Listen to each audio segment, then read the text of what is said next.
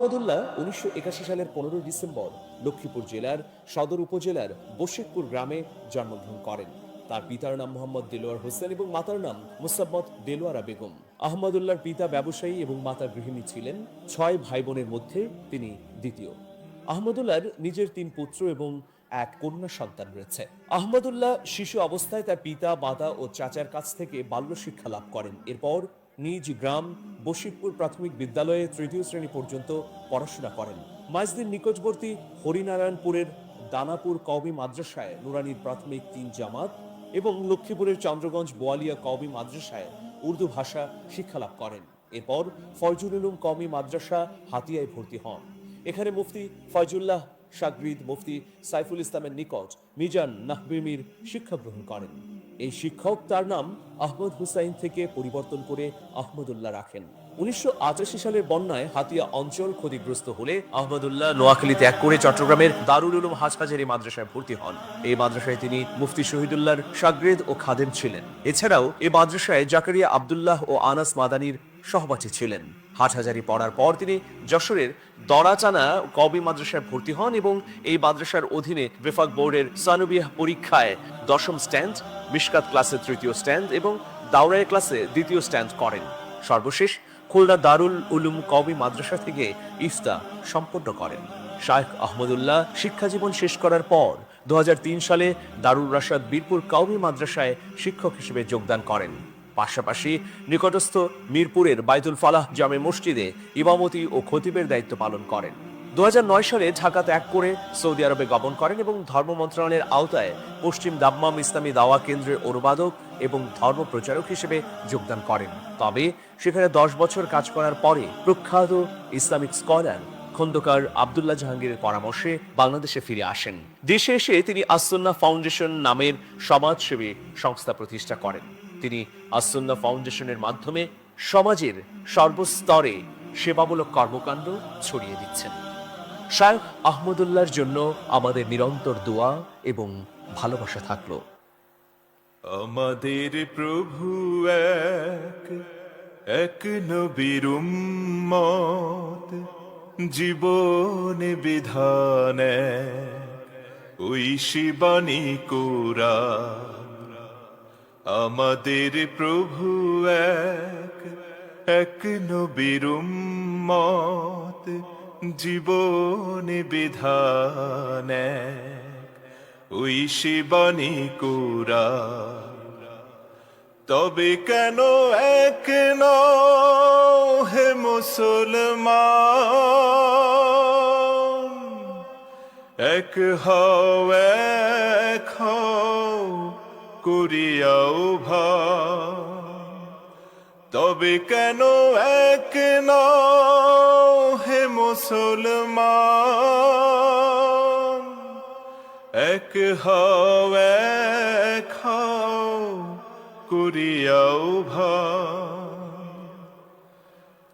বাইতুল্লাহ এক, মদিনা শরীফ এক, উহুদ পাহাড় এক, বদরের মাঠ এক। বাইতুল্লাহ এক, মদিনা শরীফ এক, উহুদ পাহাড় এক, বদরের মাঠ এক। একটা তো জীবনার মরণ তো একবার, একটা তো জীবনার মরণ তো একবার। সকলের তরে আছে একই স্থান। তবে কেন এক নও হে মুসলমান, এক হও এক হও করিয়াও ভান। তবে কেন এক নও হে মুসলমান, এক হও এক হও করিয়াও ভান। হাসরের মাঠে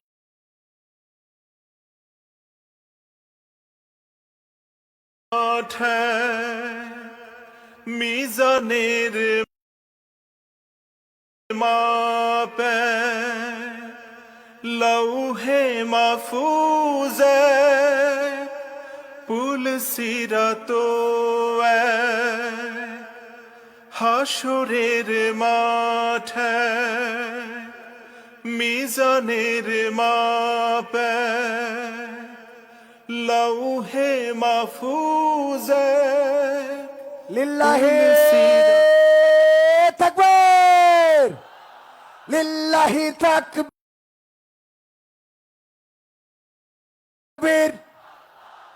শেখ আহমদুল্লাহর আগমন যশোরবাসীর পক্ষ থেকে, খুলনাবাসীর পক্ষ থেকে নারায়ে তাকবীর, নারায়ে তাকবীর। শেখ আহমদুল্লাহ সাহেবের আগমন শুভেচ্ছা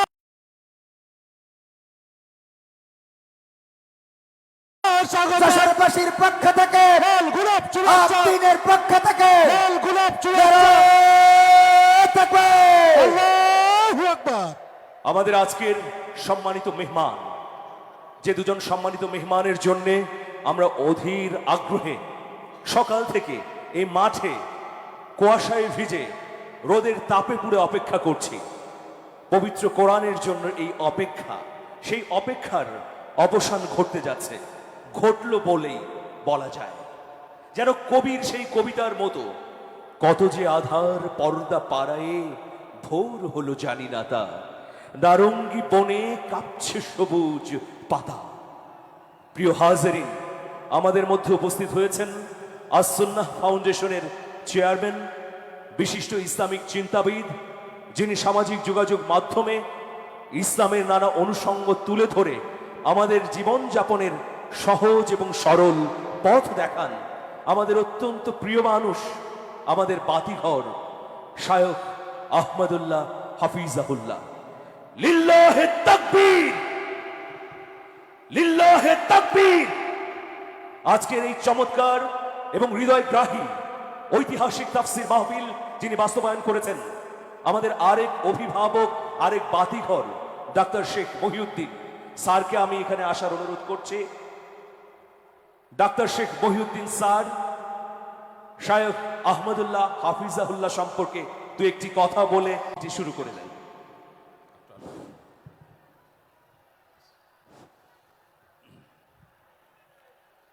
সবাই একটু লাইট জ্বালায়, মোবাইলের লাইট জ্বালায়, একটু মোবাইলের লাইট, সবাই মোবাইলের লাইট, সবাই মোবাইল লাইট, সবাই মোবাইলের লাইট, সবাই সবাই জ্বালায়, সবাই জ্বালায়, সবাই জ্বালায়।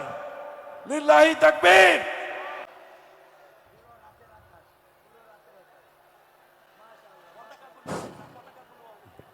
পতাকাগুলো উঠাই দিন, পতাকাগুলো উঠাই দিন।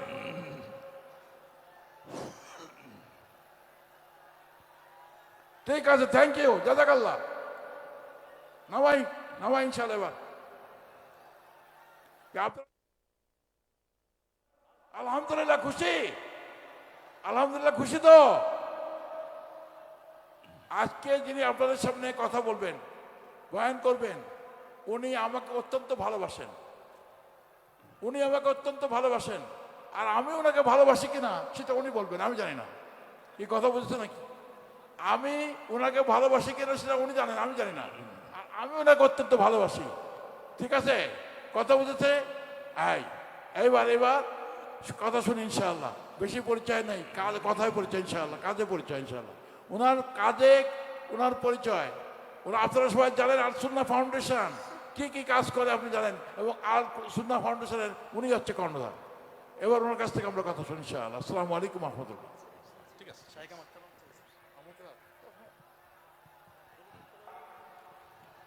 শায়েখের আহ্বায়ক আহমদুল্লাহ হাফিজাহুল্লাহ পবিত্র কোরআন থেকে তেলাওয়াত করবেন, তার বয়ান শুরু করবেন। তার আগে শায়েখের আহ্বানে তেলাওয়াত করবেন, পবিত্র কোরআন থেকে তেলাওয়াত করবেন আদ-দ্বীন জামে মসজিদের সম্মানিত পেশ ইমাম হাফেজ সাইদুল ইসলাম।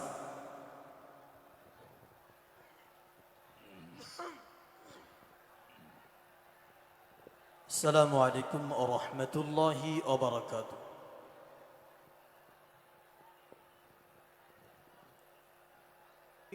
أعوذ بالله من الشيطان الرجيم.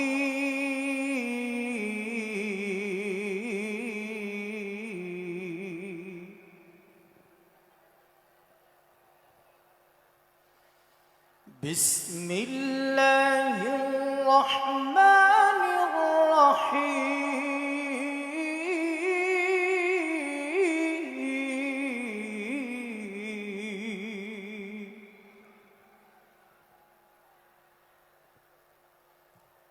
إن ربك لبالمرصاد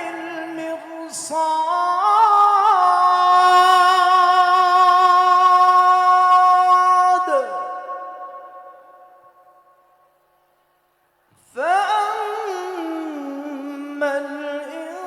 الإنسان إذا ما ابتلاه ربه فأكرمه ونعمه فيقول ربي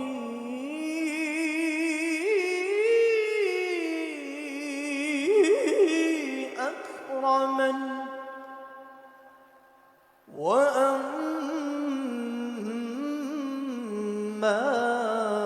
إذا ما ابتلاه فقدر عليه رزقه فيقول ربي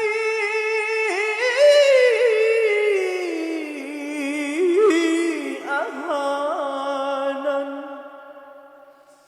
كلا بل لا تكرمون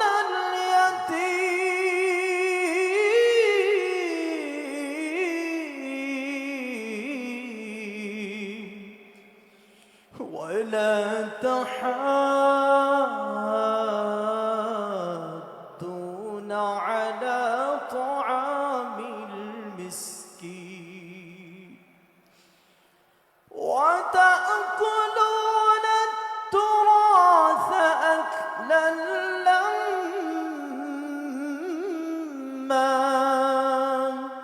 وتحبون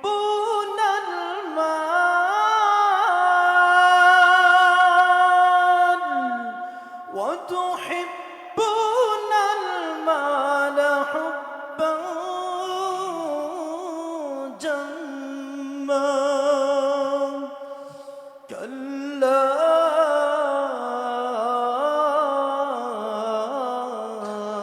إذا دكت الأرض دكا دكا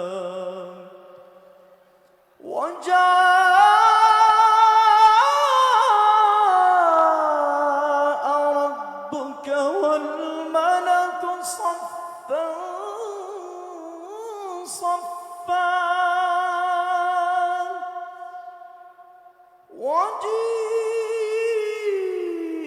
وجيء يومئذ بجهنم وجيء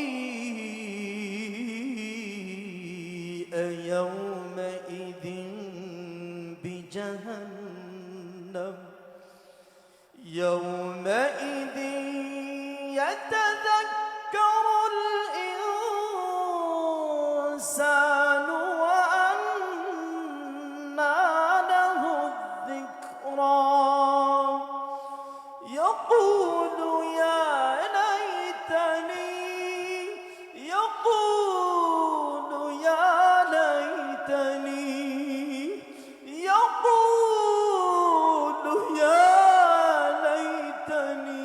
قدمت لحياتي فيومئذ لا يعذب عذابه أحد ولا يوثق وثاقه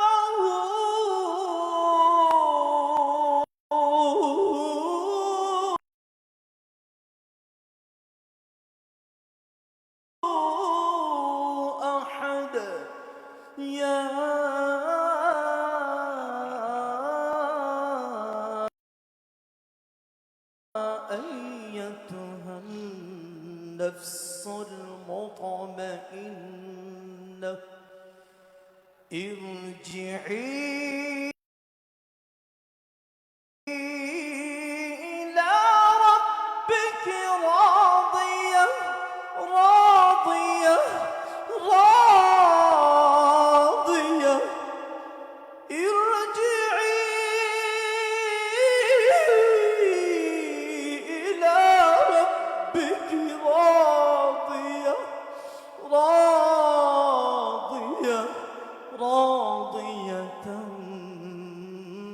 مرضية فادخلي في عبادي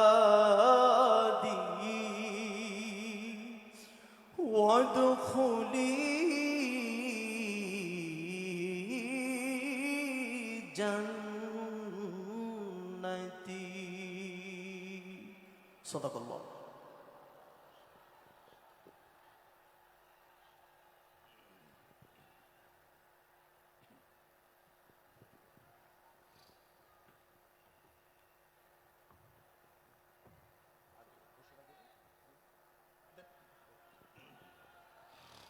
সুপ্রিয় হাজিরিন, লিল্লাহে তাকবীর, লিল্লাহে তাকবীর, লিল্লাহে তাকবীর। এবার সেই কাঙ্ক্ষিত মুহূর্ত, পবিত্র কালামে হাকিম থেকে তাফসির পেশ করবেন। এখন পবিত্র কালামে হাকিম থেকে তাফসির পেশ করছেন। এদিকে বিশৃঙ্খল পরিস্থিতি কেন করছেন? এদিকে কি হয়েছে? আপনারা কি মাহফিল সুন্দরভাবে চলুক তা চান না? এটা তো এক ধরনের ধৃষ্টতা ভাই। এখানে আপনারা পানির বোতল ছুঁড়ে মারছেন। ইসলামী মাহফিলে এসেছেন, শৃঙ্খলা রক্ষা করতে হবে, শান্তি বজায় রাখতে হবে, অপর ভাইকে সহযোগিতা করতে হবে। এই ধৃষ্টতাপূর্ণ কাজ কে করেছেন? স্বেচ্ছাসেবকরা এখনই যান এবং এটা নিয়ন্ত্রণ করুন। সুপ্রিয় হাজিরিন, এখন পবিত্র কোরআন থেকে তাফসির করবেন। আজকের এই মাহফিলের অন্যতম আকর্ষণ আমাদের প্রিয় ইসলামিক স্কলার আস-সুন্নাহ ফাউন্ডেশনের সম্মানিত চেয়ারম্যান শায়খ আহমদুল্লাহ হাফিজাহুল্লাহ।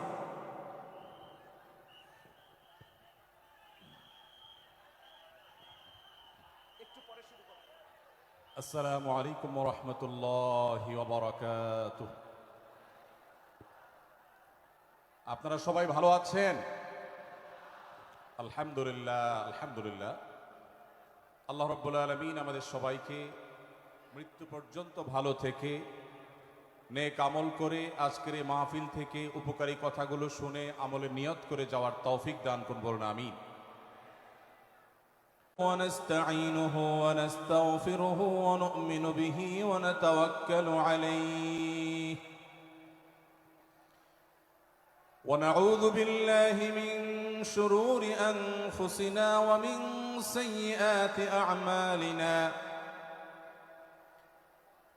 من يهده الله فلا مضل له ومن يضلله فلا هادي له وأشهد أن لا إله إلا الله وحده لا شريك له وأشهد أن محمدًا عبده ورسوله أرسله بالحق بشيرًا ونذيرًا وداعيًا إلى الله بإذنه وسراجًا منيرًا. أما بعد فقد قال الله تبارك وتعالى في كلامه المجيد وفرقانه الحميد: أعوذ بالله من الشيطان الرجيم. بسم الله الرحمن الرحيم. يا أيها الذين آمنوا لا يسخر قوم من قوم عسى أن يكونوا خيرا منهم ولا نساء من نساء عسى أن يكن خيرا منهن ولا تلمزوا أنفسكم ولا تنابزوا بالألقاب بئس الإثم الفسوق بعد الإيمان ومن لم يتب فأولئك هم الظالمون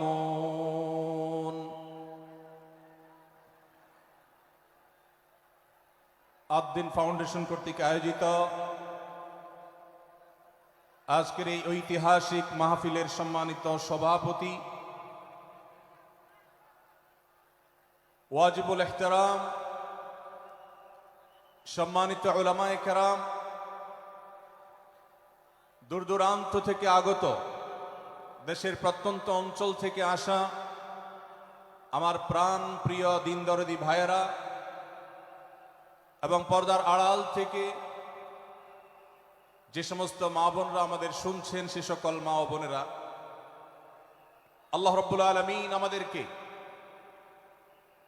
কোরআনে কারীম থেকে, নবী করিম সাল্লাল্লাহু আলাইহি সাল্লামের হাদিস থেকে গুরুত্বপূর্ণ বক্তব্য শোনার জন্য আজ আদ্দিন সকিনা মেডিকেল কলেজ হসপিটালের এই বিশাল মাঠে সমবেত হওয়ার তৌফিক দিয়েছেন। সেজন্য রব্বে কারীমের কাছে আমরা শুকরিয়া জানাই, আলহামদুলিল্লাহ। সম্মানিত উপস্থিতি, এই বিশাল বড় জনসমাগম, এই বিশাল বড় ওয়াজ মাহফিল, এই মাহফিলের শৃঙ্খলা রক্ষা করার জন্য এবং মাহফিলটিকে সুচারুরূপে শেষ পর্যন্ত সমাপ্ত করবার জন্য আমাদের প্রত্যেকের সহযোগিতা প্রয়োজন। আমরা অনেকেই বেশ নীরবে নিঃশব্দে আলোচনা শুনছি, আবার এর মধ্যে আশপাশ থেকে বিভিন্ন আওয়াজ শোনা যাচ্ছে। আমি আপনাদেরকে বিনীতভাবে অনুরোধ করতে চাই, সবাই নীরবতা অবলম্বন করুন এবং সবাই শৃঙ্খলা মেনটেন করে চলুন। আমরা কিছুটা অসুবিধা অনুভব করছি, হয়তো অনেকে দেখতে পাচ্ছি না, কিন্তু বিশাল বড় মনিটর আছে, অনেকগুলো মনিটর, এলইডি মনিটর রাখা আছে। অতএব আমরা যদি একটু ধৈর্য ধারণ করি, মনোযোগ দিয়ে কথা শুনি, তাহলে সেটা আমাদের উপকারে আসবে ইনশাআল্লাহ। আজকের এই মাহফিলে আসার আমাদের যে মূল উদ্দেশ্য, কোরআন এবং হাদিস থেকে আলো গ্রহণ করা, আমাদের জীবনকে কোরআনের আলোতে আলোকিত করা, আল্লাহ এবং তার রাসূল সাল্লাল্লাহু আলাইহি ওয়াসাল্লামের আদর্শের আমাদেরকে আদর্শবান হিসাবে গড়ে তোলা। আমরা সে আদর্শের সঠিক শিক্ষা গ্রহণ করবার প্রয়োজনে প্রত্যেকে ধৈর্য ধারণ করি, সবর করি এবং যে সমস্ত অসুবিধাগুলো আমাদের হচ্ছে, অনেকে দেখতে পাচ্ছেন না, সে অসুবিধাগুলো আজকের এই মাহফিলটি, এই মাঠের প্রথম মাহফিল। ইনশাআল্লাহ কর্তৃপক্ষ পরবর্তীতে এই মাহফিল যখন আয়োজন করবে, আমরা আশা করব তারা এবারের ভুলগুলো শুধরে নিয়ে পরবর্তীতে দর্শকদের কোনো অসুবিধা যেন না হয় সেই দিকটি তারা বিবেচনা করবেন। আমি আপনাদেরকে ধৈর্য ধারণ করার অনুরোধ করছি। আপনারা সবাই সবর করে, ধৈর্য ধারণ করে, নীরবে নিঃশব্দে আলোচনা শুনুন। আল্লাহ আমাদের সবাইকে তৌফিক দান করুন। আমাদের আশেপাশে যারা কথা বলছেন, যারা শব্দ করছেন, সে সমস্ত ভাইদেরকে আশপাশে ভাইয়েরা অনুরোধ করে, অনুনয় বিনয় করে, শক্ত ভাষায় নয়, কোমলতার সাথে, বিনম্রতার সাথে অনুরোধ করে তাদেরকে আমরা করজোড় করে, অনুরোধ করে, রিকোয়েস্ট করে তাদেরকে আমরা নীরব করি, নিঃশব্দ করি এবং নীরবে ওয়াজ এবং আলোচনা শোনার পরিবেশ যেন তারা করেন, সেজন্য তাদেরকে সহযোগিতা করি। মাশাআল্লাহ, অনেকখানি নিস্তব্ধ হয়েছে, বাকি যে আওয়াজ হচ্ছে সেটাও আমরা বন্ধ করার চেষ্টা করি। কোরআনের মজলিসে, কোরআনের আলোচনার মজলিসে যদি বিশৃঙ্খলা করা হয়, আলোচনা করা হয়, কথাবার্তা বলা হয়, অন্যকে শুনতে অসুবিধা সৃষ্টি করা হয়, তাহলে সেটা আলাদা একটা গুনাহের কাজ, যেটা ওয়াজের প্যান্ডেলে বসে এই গুনাহের কাজ কোন অবস্থাতে আমরা করতে পারি না। সেজন্য আমরা আশা করব শেষ পর্যন্ত ইনশাআল্লাহ আজকে এই 3 দিন ব্যাপী তাফসীর কোরআন মাহফিলের শেষ দিন, একেবারে শেষ মুহূর্ত পর্যন্ত আমরা নীরব নিস্তব্ধ হয়ে আলোচনা শুনব। সারা দেশে যত শত সহস্র মাহফিল হচ্ছে, আজকের এই মাহফিল নানা কারণে অনন্য এবং একটা বিশেষ দৃষ্টান্ত স্থাপন করেছে। আজকের এই মাহফিলের অন্যতম বৈশিষ্ট্য হলো যে এই মাহফিলে গতানুগতিক মাহফিলগুলোর মতো গভীর রাত পর্যন্ত আলোচনা হয় না। এটি একটি ভালো দিক এবং একটি আদর্শ মাহফিলের অন্যতম পূর্ব শর্ত। গভীর রাত পর্যন্ত দূর দূরান্তে মাইক লাগিয়ে ওয়াজ মাহফিল আয়োজন করা কোনো আদর্শ মাহফিলের চিত্র হতে পারে না। সেই বিচারে, সেই দৃষ্টিকোণ থেকে আদ্দিন ফাউন্ডেশনের আজকের এই মাহফিলটি অত্যন্ত চমৎকার এবং অসাধারণ মাহফিল। কারণ এই মাহফিলের গত 2 দিনের খবর আমি নিয়েছি এবং আজকের দিন সম্পর্কে আমি জেনেছি যে গভীর রাত পর্যন্ত এবং দূর দূরান্ত পর্যন্ত মাইক লাগিয়ে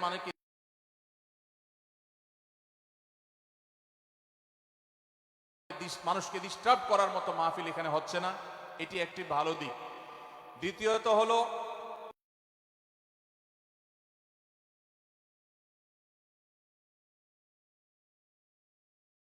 ওয়াজ মাহফিল থেকে শুধুমাত্র ওয়াজ বা আলোচনা নয়, এখান থেকে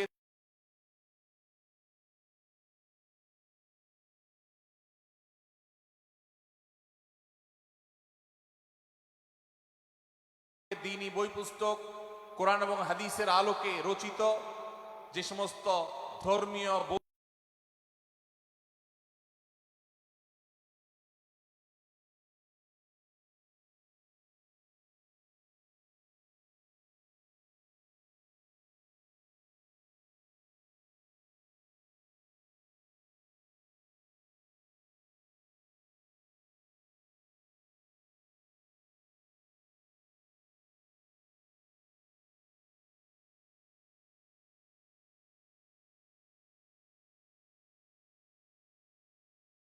বই পুস্তক আমাদের প্রয়োজন হয়, সেই সমস্ত বইয়ের প্রয়োজন মেটাবার জন্য আপনারা জানেন এখানে 20-25টি বুক স্টলের ব্যবস্থা করা হয়েছে। বিশাল বড় বই মেলার আয়োজন করা হয়েছে। অর্থাৎ জ্ঞান বিতরণের 2টি মাধ্যম এখানে একসঙ্গে পাওয়া যাচ্ছে। আমরা কোরআন থেকে আলোচনা শুনছি, আবার কোরআন হাদিসের আলোকে রচিত বই পুস্তক আমরা সাথে নিয়ে যেতে পারছি। এটিও এই মাহফিলের একটি বিশেষ বৈশিষ্ট্য। তৃতীয়ত হলো আমাদের মা বোনদের প্রবেশ পথ, তাদের অবস্থান, এগুলোকে এতটাই স্বাতন্ত্র করা হয়েছে, এতটাই এগুলোকে সেপারেট করা হয়েছে যে সেগুলো তাদের প্রাইভেসি, তাদের পর্দার যে বিধিবিধান, তাদের যে ব্যক্তিত্ব, তাদের যে অন্যান্য দিকগুলো আছে সেগুলোকে খুব ভালোভাবে মেনটেন করা হচ্ছে। এটিও একটি আদর্শ মাহফিলের গুরুত্বপূর্ণ দিক। আজকাল অনেক ওয়াজ মাহফিলে মা বোন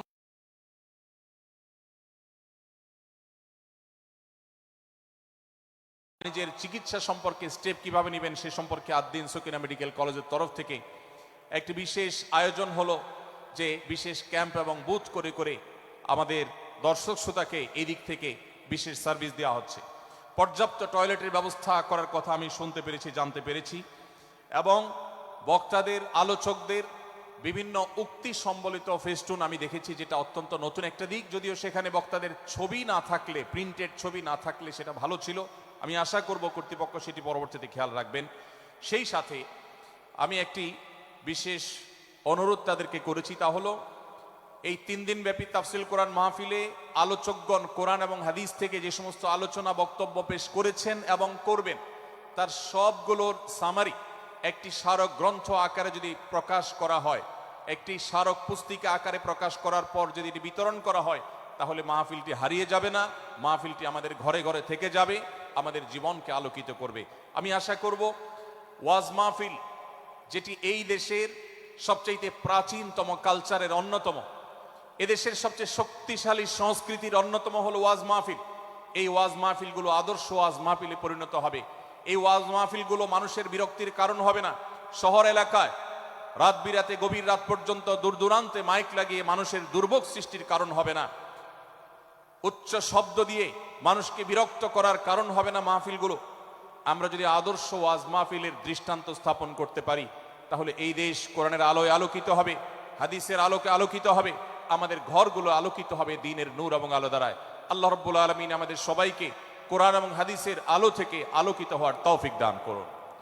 আজকের এই মাহফিলে আমরা যেরকম সবাই সমবেত হয়েছি, মাশাআল্লাহ, চরম নীরব নিস্তব্ধ পরিবেশে সবাই পিনপতন নীরব হয়ে এই মুহূর্তে কথা শুনছি। আমি আশা করব শেষ মুহূর্ত পর্যন্ত আমরা এই অবস্থা বজায় রাখবো। আরশে আজিমের মালিকের কাছে ফরিয়াদ করি, হে আল্লাহ, হে আরশের মালিক, আপনি আমাদের সবাইকে এখানে যেরকম একত্রিত হওয়ার তৌফিক দিয়েছেন, জান্নাতুল ফেরদাউসের আঙ্গিনায় প্রিয় হাবিব মুহাম্মদ মুস্তাফা সাল্লাল্লাহু আলাইহি সাল্লামের সাথে আমাদেরকে এরকম একত্র হওয়ার, সমবেত হওয়ার তৌফিক দান করুন, বলুন আমিন। সম্মানিত ভাইয়েরা, আমি আপনাদের সম্মুখে কোরআনে কারীমের গুরুত্বপূর্ণ একটি সূরা, সূরা হুজরাতের একটি আয়াত তেলাওয়াত করেছি। সূরা হুজরাতের 7টি বিশেষ সামারি আপনাদের সামনে আমি তুলে ধরতে চাই। এই সূরার বিশেষ তাৎপর্য, এই সূরার যে বিশেষ বার্তা, আজ বাংলাদেশের যে সমাজ বাস্তবতা রয়েছে, সেই সমাজ বাস্তবতায় সূরাতুল হুজরাত প্রতিটি ঘরে ঘরে প্রত্যেক মুসলমানকে বারবার পাঠ করা, পুনর্পাঠ করা প্রয়োজন। আমার রব, আমার আল্লাহ যদি আমাকে শক্তি সামর্থ্য দিতেন, আমি আমার দেশের প্রত্যেক মুসলিম ভাইকে বোনকে হাত জোড় করে, অনুরোধ করে, অনুনয় বিনয় করে সূরাতুল হুজরাতের শুরু থেকে শেষ পর্যন্ত যে 18টি আয়াত রয়েছে, এই 18 আয়াতে ঐতিহাসিক যে 7টি বিশেষ বার্তা রয়েছে, সে বার্তাগুলো গ্রহণ করবার উদ্দেশ্যে বারবার অর্থ সহকারে সূরাতুল হুজরাত বুঝে বুঝে পড়ার, এর তাফসীর দেখার, এর সামারিকে বারবার জানার জন্য আমি অনুরোধ করতাম। আল্লাহ তাআলা আমাদের সবাইকে সূরাতুল হুজরাত এর আলো দ্বারায় সবাইকে আলোকিত হওয়ার তৌফিক দান করুন।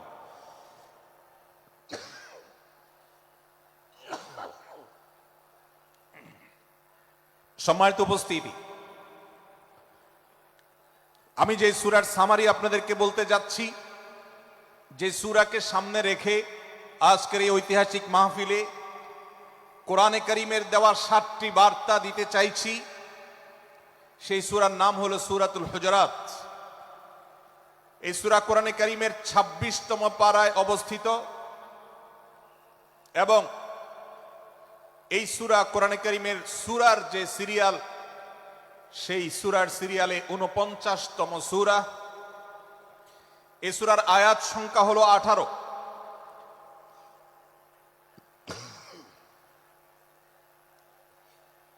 এই সূরার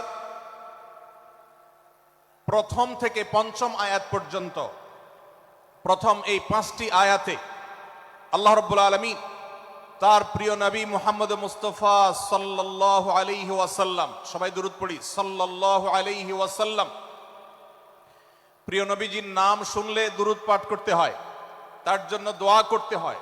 কারণ আল্লাহর হাবিব সাল্লাল্লাহু আলাইহি ওয়াসাল্লাম তার সমগ্র জীবনকে যে কষ্টের মধ্যে পার করেছেন, তার সমগ্র জীবনকে উৎসর্গ করেছেন, তা আপনার আমার হেদায়েতের জন্য, গোটা বিশ্ব মানবতার মুক্তির প্রয়োজনে।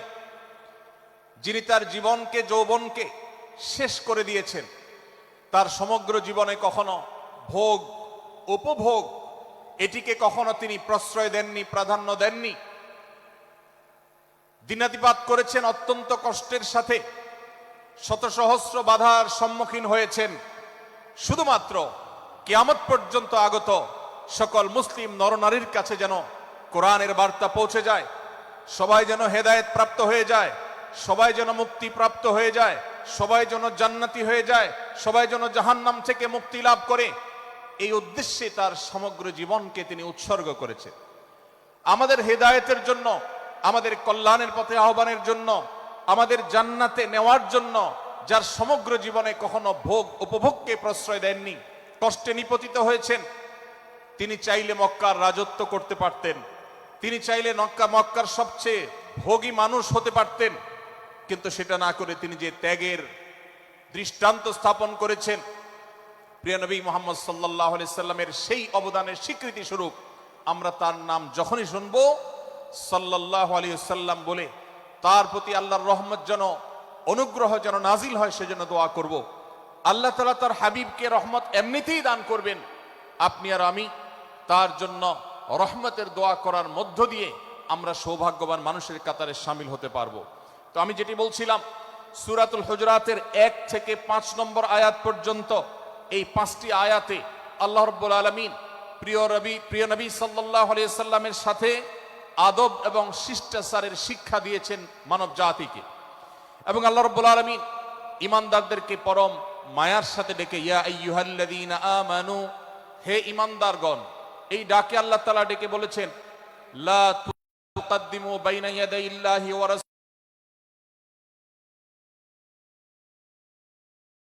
রাসূলিহি, তোমরা আল্লাহ এবং তার রাসূলের সামনে আগ বেড়ে কোনো কথা বলবে না, আগ বেড়ে কোনো কাজ করবে না।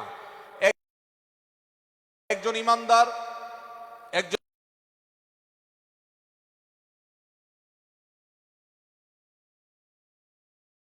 মুসলমান তার এই শিষ্টাচারের শিক্ষা তার জীবনে ধারণ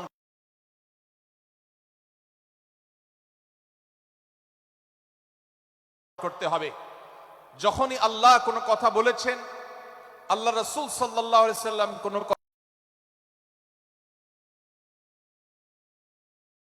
কথা বলেছেন, এটি নিশ্চিত হতে পারবো আমরা, তখন একজন ঈমানদার আর কখনো সেটার উপর কোনো কথা বলবে না, আগ বেড়ে কোনো কিছু করবে না,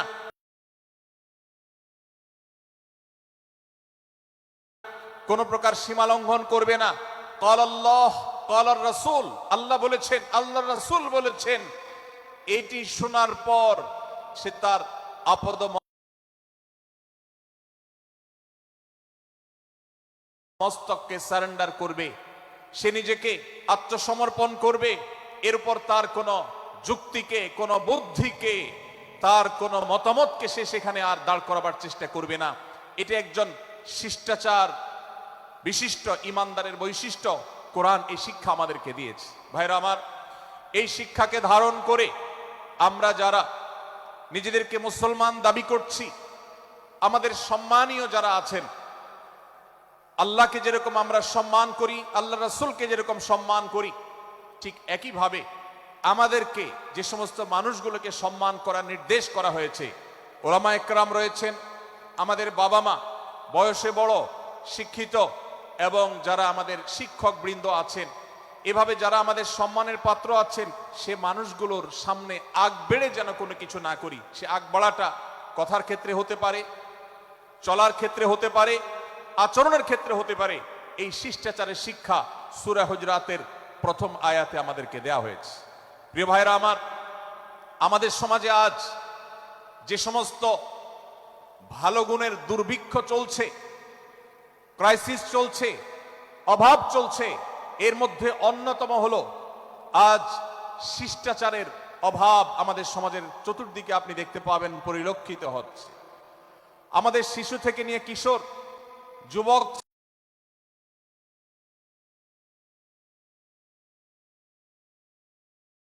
থেকে নিয়ে মধ্যবয়স্ক সকল শ্রেণী মানুষের মধ্যে আজ আদব এবং শিষ্টাচারের ভয়াবহ অভাব আমরা দেখতে পাচ্ছি। বিশেষ করে পশ্চিমা সংস্কৃতিকে আমাদের এই স্বদেশে, আমাদের এই মুসলমানদের সমাজে জোর করে পুশ করাবার, সে সমস্ত এজেন্ডাকে বাস্তবায়ন করবার যে প্রচেষ্টা এদেশের এক শ্রেণীর মানুষকে করতে দেখা যায়, তারা এদেশের সমাজের খাঁজে বাজে থাকা ইসলামের কৃষ্টি, কালচার এবং সংস্কৃতিগুলোকে ধুয়ে মুছে পরিষ্কার করবার জন্য শত সহস্র উদ্যোগ নিয়েছে। আমাদেরকে কোরআনের শিক্ষা ধারণ করে, কোরআনের শিক্ষাকে প্রচার করে, কোরআনের শিক্ষাকে প্রতিষ্ঠিত করে ব্যক্তির মধ্যে, ঘরে, পরিবারে, সমাজে, রাষ্ট্রে, সংবিধানে, আইনে, সংসদে, সর্বত্র কোরআনের শিক্ষাকে বাস্তবায়ন করে সেই সমস্ত বিন্দেশী অপসংস্কৃতি চাপিয়ে দেওয়ার ষড়যন্ত্রকে মোকাবেলা করতে হবে ইনশাআল্লাহ। ভাইরা আমার, আর সেজন্য সূরা হুজরাতের এই শিষ্টাচারের শিক্ষা আমাদের জীবনে খুবই গুরুত্বপূর্ণ। আমরা যখনই কোনো সম্মানীয় ব্যক্তির কাছে আমরা থাকব, তাদের কথার উপরে কথা বলা, তাদের সাথে তর্ক করা, তাদের সামনে আগ বেড়ে কথা বলা, এমনকি তারা যখন চলবেন তাদের সামনে সামনে হাঁটা, এই সবগুলো কোরআনের এই শিষ্টাচারের যে শিক্ষা আছে এর পরিপন্থী। প্রিয় নবী সাল্লাল্লাহু আলাইহি সাল্লামের সময়কার একটি ঘটনা, এক ব্যক্তি তার বাবার সাথে হেঁটে যাচ্ছিলেন, বোঝাভাবে দেখে বোঝা যায় না, এরকম কোনো কোনো ক্ষেত্রে হয়। জিজ্ঞেস করা হলো তাদেরকে, তোমাদের মধ্যে বাবাকে, সন্তানকে? বলা হলো যে অমুক বাবা, অমুক সন্তান। তখন নির্দেশনা দেওয়া হলো যে সন্তান তার হাঁটা এবং চলার মধ্য দিয়ে এই বিনয়ের প্রকাশ ঘটাতে হবে, আনুগত্যের প্রকাশ ঘটাতে হবে, সম্মান এবং শ্রদ্ধার প্রদর্শন করতে হবে, যার মধ্য দিয়ে বোঝা যায় যে কে সন্তান আর কে বাবা, এর জন্য জিজ্ঞেস করতে না হয়। আজ আমাদের যারা তরুণ আছি, আমরা যুবক আছি, আমরা অনেকেই পশ্চিমা সংস্কৃতি দ্বারা প্রভাবিত হয়ে আমরা শিষ্টাচারের এই গণ্ডি এবং সীমানা পার হয়ে চলে গেছি। কোরআন আমাদেরকে শিক্ষা আমাদেরকে দেওয়া হয়েছে। ভাইরা আমার, প্রিয় নবী সাল্লাল্লাহু আলাইহি সাল্লামের সাহাবীরা নবী সাল্লাল্লাহু আলাইহি সাল্লামের প্রতি আদব এবং শিষ্টাচার এত বেশি প্রদর্শন করতেন যে নবী করিম সাল্লাল্লাহু আলাইহি সাল্লামের প্রতি এই শিষ্টাচারের কথা যখন বলা হয়, সাহাবীরা অনেকে নবী করিম সাল্লাল্লাহু আলাইহি সাল্লামের সাথে কথা বলতে রীতিমতো ইতস্তত বোধ করছিলেন যে কিভাবে কথা বলবো, না জানি জোরে হয়ে যায় এবং তাতে না জানি আমি বেয়াদবের কাতারে শামিল হয়ে যাই, শিষ্টাচার বহির্ভূত কাজ করে ফেলি। এবং আল্লাহ তাআলা যে সতর্কীকরণ করেছেন সূরা হুজুরাতের এই 1 থেকে 5 নম্বর আয়াতের মধ্যে, তার আওতায় আমি না জানি পড়ে যাই। তখন সাহাবা ইকরাম বিনয় এবং বিনম্রতা অবলম্বন করেছেন এবং তারা একরকম বিপাকে পড়ে গেছেন। এতটা তারা সভ্য ছিলেন, এতটা তারা নম্র ছিলেন, এতটা তারা বিনম্র আচরণ করতেন নবীজির সাথে। ভাইরা আমার, এই বিষয়টিও আমরা শুধুমাত্র আমাদের প্রিয় নবীজির জন্য নয়, এটি আমাদের মা বাবা, আমাদের সম্মানের পাত্র যারা আছেন, আমাদের বয়সে যারা সিনিয়র আছেন, তাদের সামনে কথা বলার সময় আমরা মেনটেন করে চলবো। অর্থাৎ আমরা উচ্চ কণ্ঠে তাদের সামনে কথা বলবো না। এই মাহফিলে এখনো শত শত হাজারো মানুষ হয়তো এমন আছেন যারা মায়ের সামনে, বাবার সামনে, বড় ভাইয়ের সামনে, শিক্ষকের সামনে, সিনিয়রদের সামনে, মুরব্বীদের সামনে, ওলামাদের সামনে উচ্চ কণ্ঠে কথা বলেন। প্রিয় ভাইরা আমার, আমরা মুসলমানদের সন্তান, আমরা মুহাম্মদ সাল্লাল্লাহু আলাইহি সাল্লামের উম্মত, আমরা আবু বকর, ওমর, ওসমান, আলী রাদিয়াল্লাহু আজমাইনের অনুসারী, আমরা কোরআনের অনুসারী। কোরআনের অনুসারী কখনো বেয়াদব হতে পারে? কোরআনের অনুসারী কখনো বেয়াদব হতে পারে? কোরআন যে শিষ্টাচারের শিক্ষা দিয়েছে, এই শিক্ষা আজ আমাদের মধ্যে ধারণ করতে হবে, আমাদের সন্তানদের শেখাতে হবে, আমাদের ঘরে ঘরে এই শিক্ষা চর্চা করতে হবে, আমাদের সমাজে এটিকে প্রতিষ্ঠিত করতে হবে। পশ্চিমা সংস্কৃতির যে ছোবল, সে ছোবল আমাদের সন্তানদেরকে আজকাল অনেক ক্ষেত্রে বেয়াদবে পরিণত করছে, তাদের অনেক সময় শিষ্টাচার থেকে বের করে দিচ্ছে। তারা কখনো স্বাধীনতার নামে, কখনো মত প্রকাশের নামে, কখনো বিভিন্ন নামে তারা কিন্তু হারিয়ে যাচ্ছে। আজকের এই বাস্তবতাকে উপলব্ধি করে সূরা হুজুরাতের 1 থেকে 5 নম্বর আয়াত এর শিক্ষাকে আমাদের মধ্যে ধারণ করতে হবে। আল্লাহ তাআলা আমাদের সবাইকে সেই তৌফিক দান করুন। ভাইরা আমার, সূরা হুজুরাতের প্রথম বার্তা প্রিয় নবী সাল্লাল্লাহু আলাইহি সাল্লামের সাথে শিষ্টাচার, আল্লাহ এবং তার রাসূলের সামনে, আল্লাহ এবং তার রাসূলের সামনে আগ বেড়ে কোনো কথা না বলা, আগ বেড়ে কোনো আচরণ না করা, এটা তার প্রতি শিষ্টাচারের অংশ। এবং আল্লাহ রাসূলের সামনে উচ্চ কণ্ঠে জোরে কথা না বলা, এটাও তার প্রতি শিষ্টাচারের অংশ। আল্লাহ তাআলা আমাদেরকে এই শিষ্টাচার আমাদের জীবনের প্রত্যেকটা পদে পদে ধারণ করার তৌফিক দান করুন, বলুন আমিন। ভাইরা আমার, সূরা হুজুরাতের দ্বিতীয় যে শিক্ষা, সেই শিক্ষাটা বর্ণিত হয়েছে এই সূরার 6 থেকে 8 নম্বর আয়াত।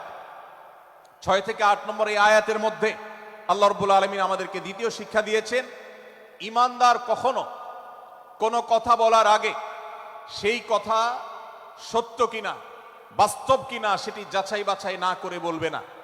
ঈমানদার কখনো গুজবে কান দিবে না।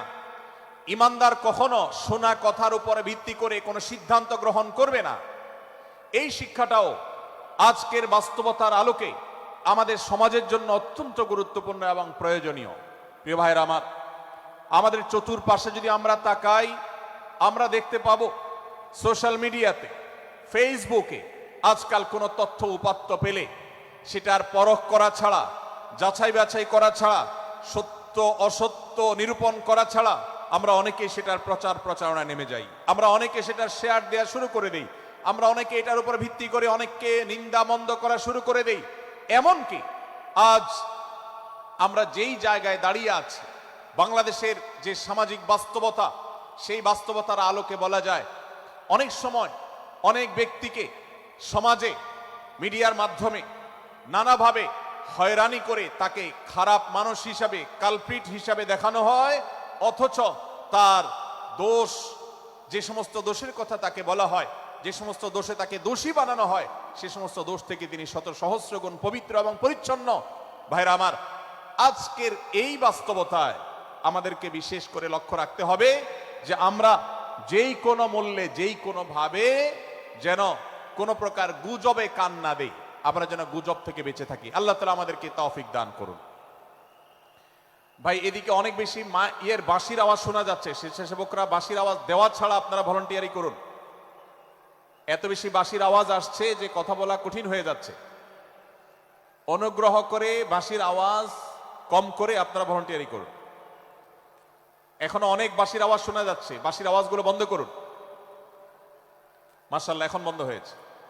আমরা মেহেরবানি করে বাম পাশের থেকে কিছুটা আওয়াজ পাচ্ছি, একটু নীরব নিস্তব্ধ হওয়ার জন্য অনুরোধ করছি। একটু নীরব নিস্তব্ধ না হলে কথা বলা যাবে না।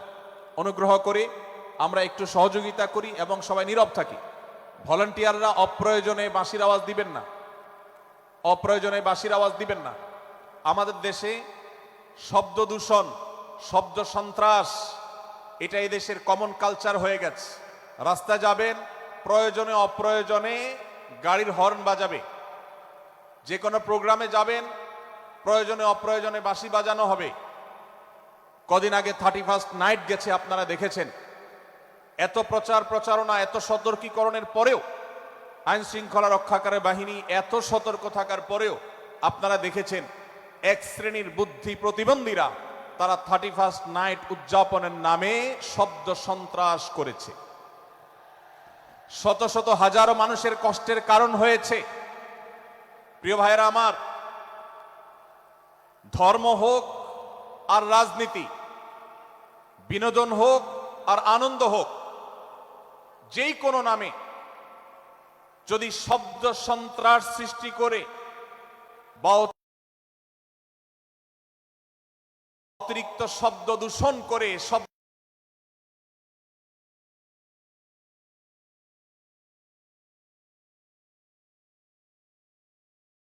সৃষ্টি করে মানুষকে অতিষ্ঠ করার কারণ হয়, সেটা কোনো সভ্য সমাজের দৃশ্য হতে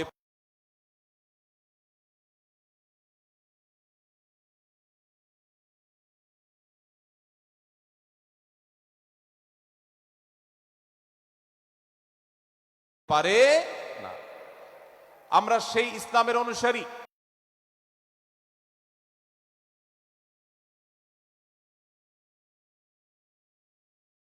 যে ইসলামে আমাদের প্রিয় নবী সাল্লাল্লাহু আলাইহি ওয়াসাল্লাম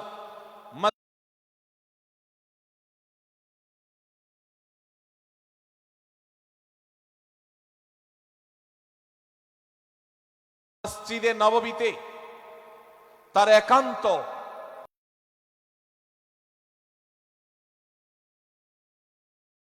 পরিবেশের মধ্যে এক সাহাবী জোরে কোরআন তেলাওয়াত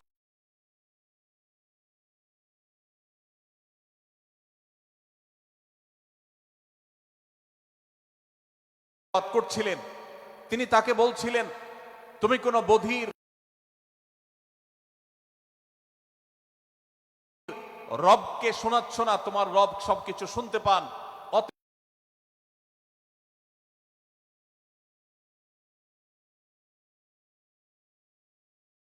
তুমি তোমার এই উচ্চ কণ্ঠের তেলাওয়াত দিয়ে আশপাশে মানুষের ডিস্টার্বের কারণ হবে না। আমরা সেই ইসলামের অনুসারী। অতএব ওয়াজ মাহফিলের মাধ্যমেও যাতে কোনো মানুষ অতিষ্ঠ না হয়, মাইক ব্যবস্থাপনা সেভাবে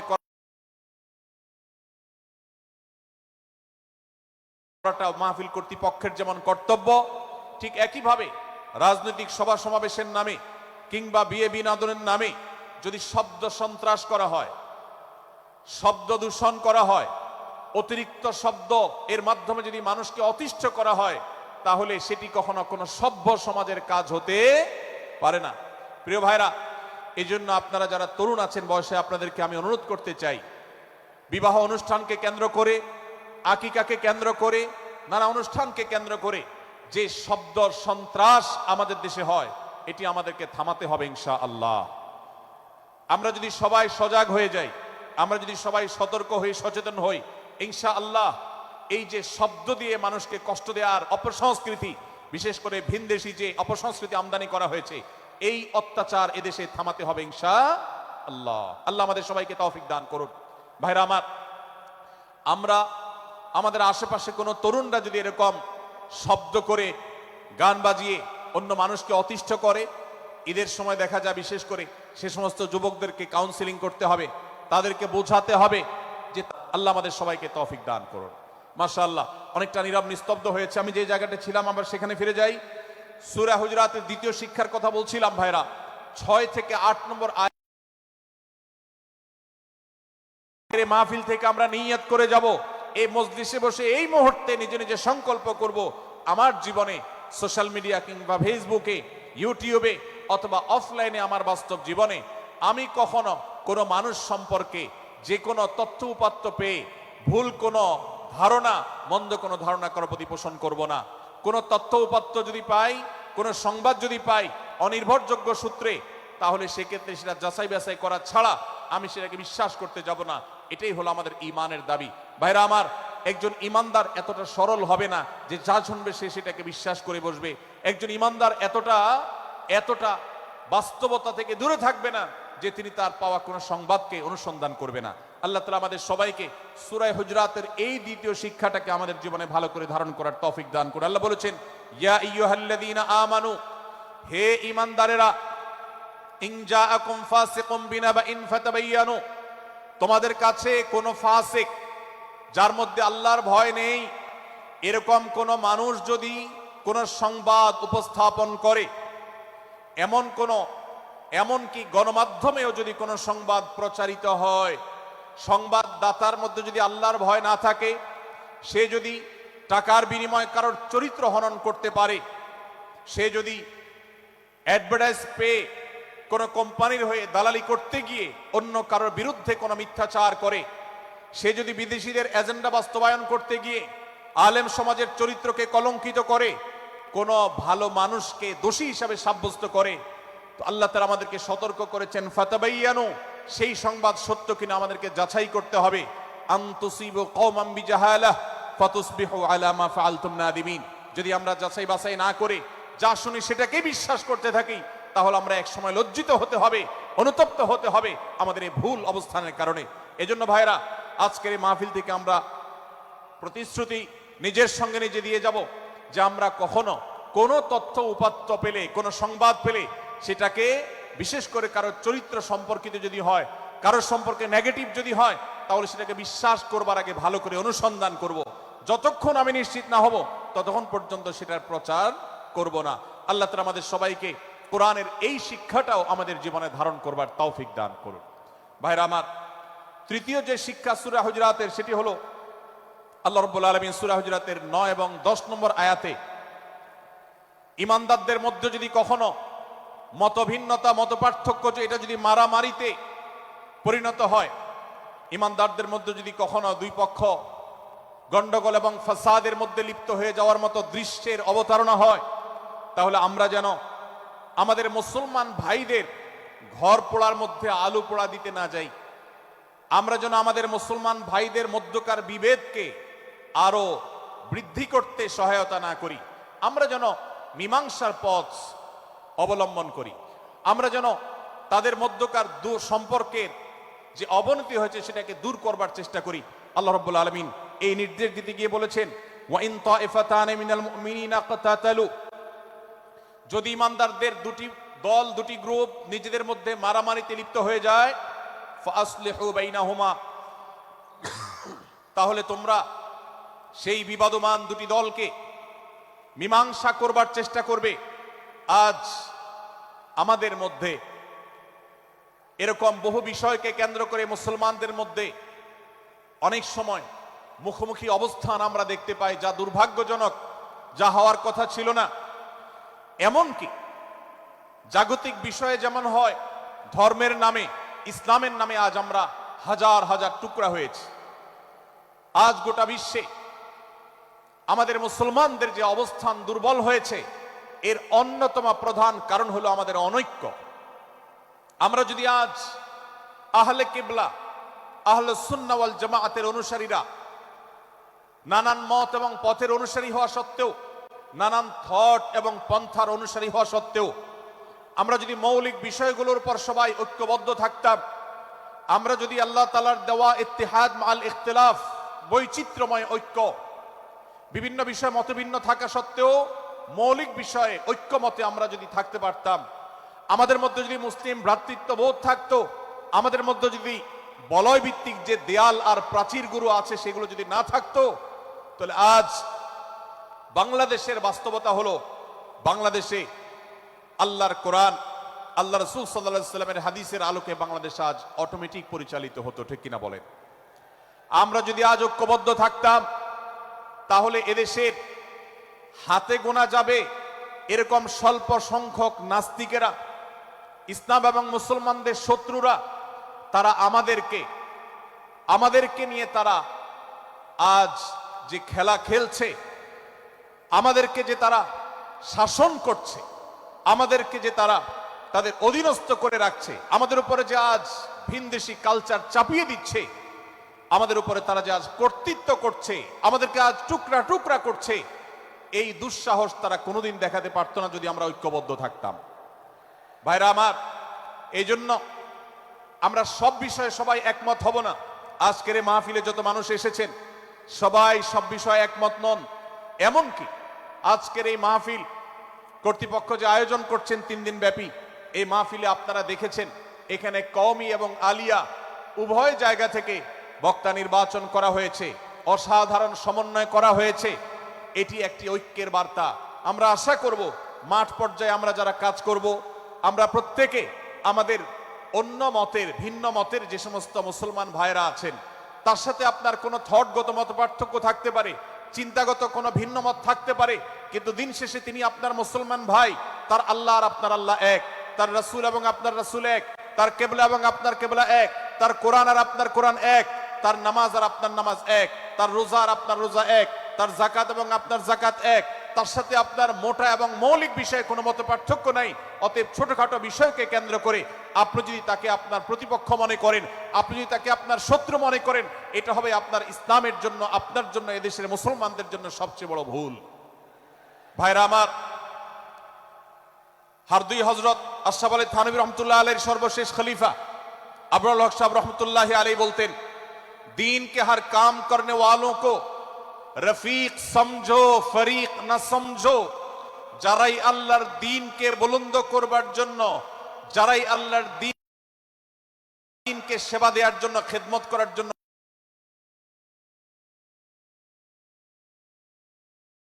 কাজ করছে, তার পদ্ধতি তোমার থেকে ভিন্নতর হতে পারে, তাকে তুমি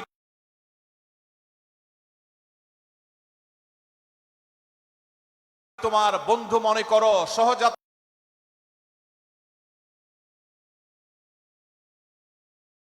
মনে করো, পথযাত্রী মনে করো, সহযোদ্ধা মনে করো,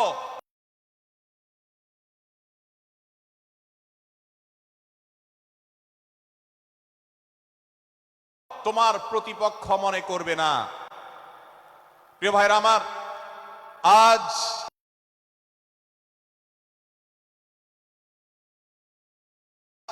বাংলাদেশে ইসলাম যতটা পিছিয়ে আছে তার প্রধান কারণ হলো আমাদের অনৈক্য।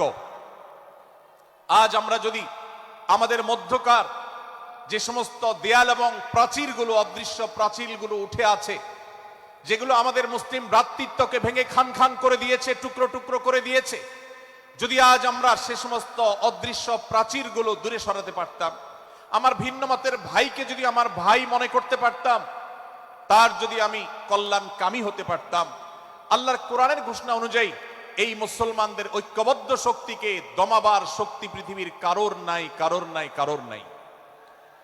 আজ আমার ভাইয়েরা ফিলিস্তিনে মার খাচ্ছে, যদি আজ গোটা বিশ্বের মুসলমানরা আমরা ফিলিস্তিনে মুসলমানদের উদ্ধারের ব্যাপারে ঐক্যবদ্ধ থাকতাম, ফিলিস্তিনে মুসলমানের দিকে চোখ তুলে তাকাবার শক্তি বিশ্বের কোনো কাফেরদের থাকতো না।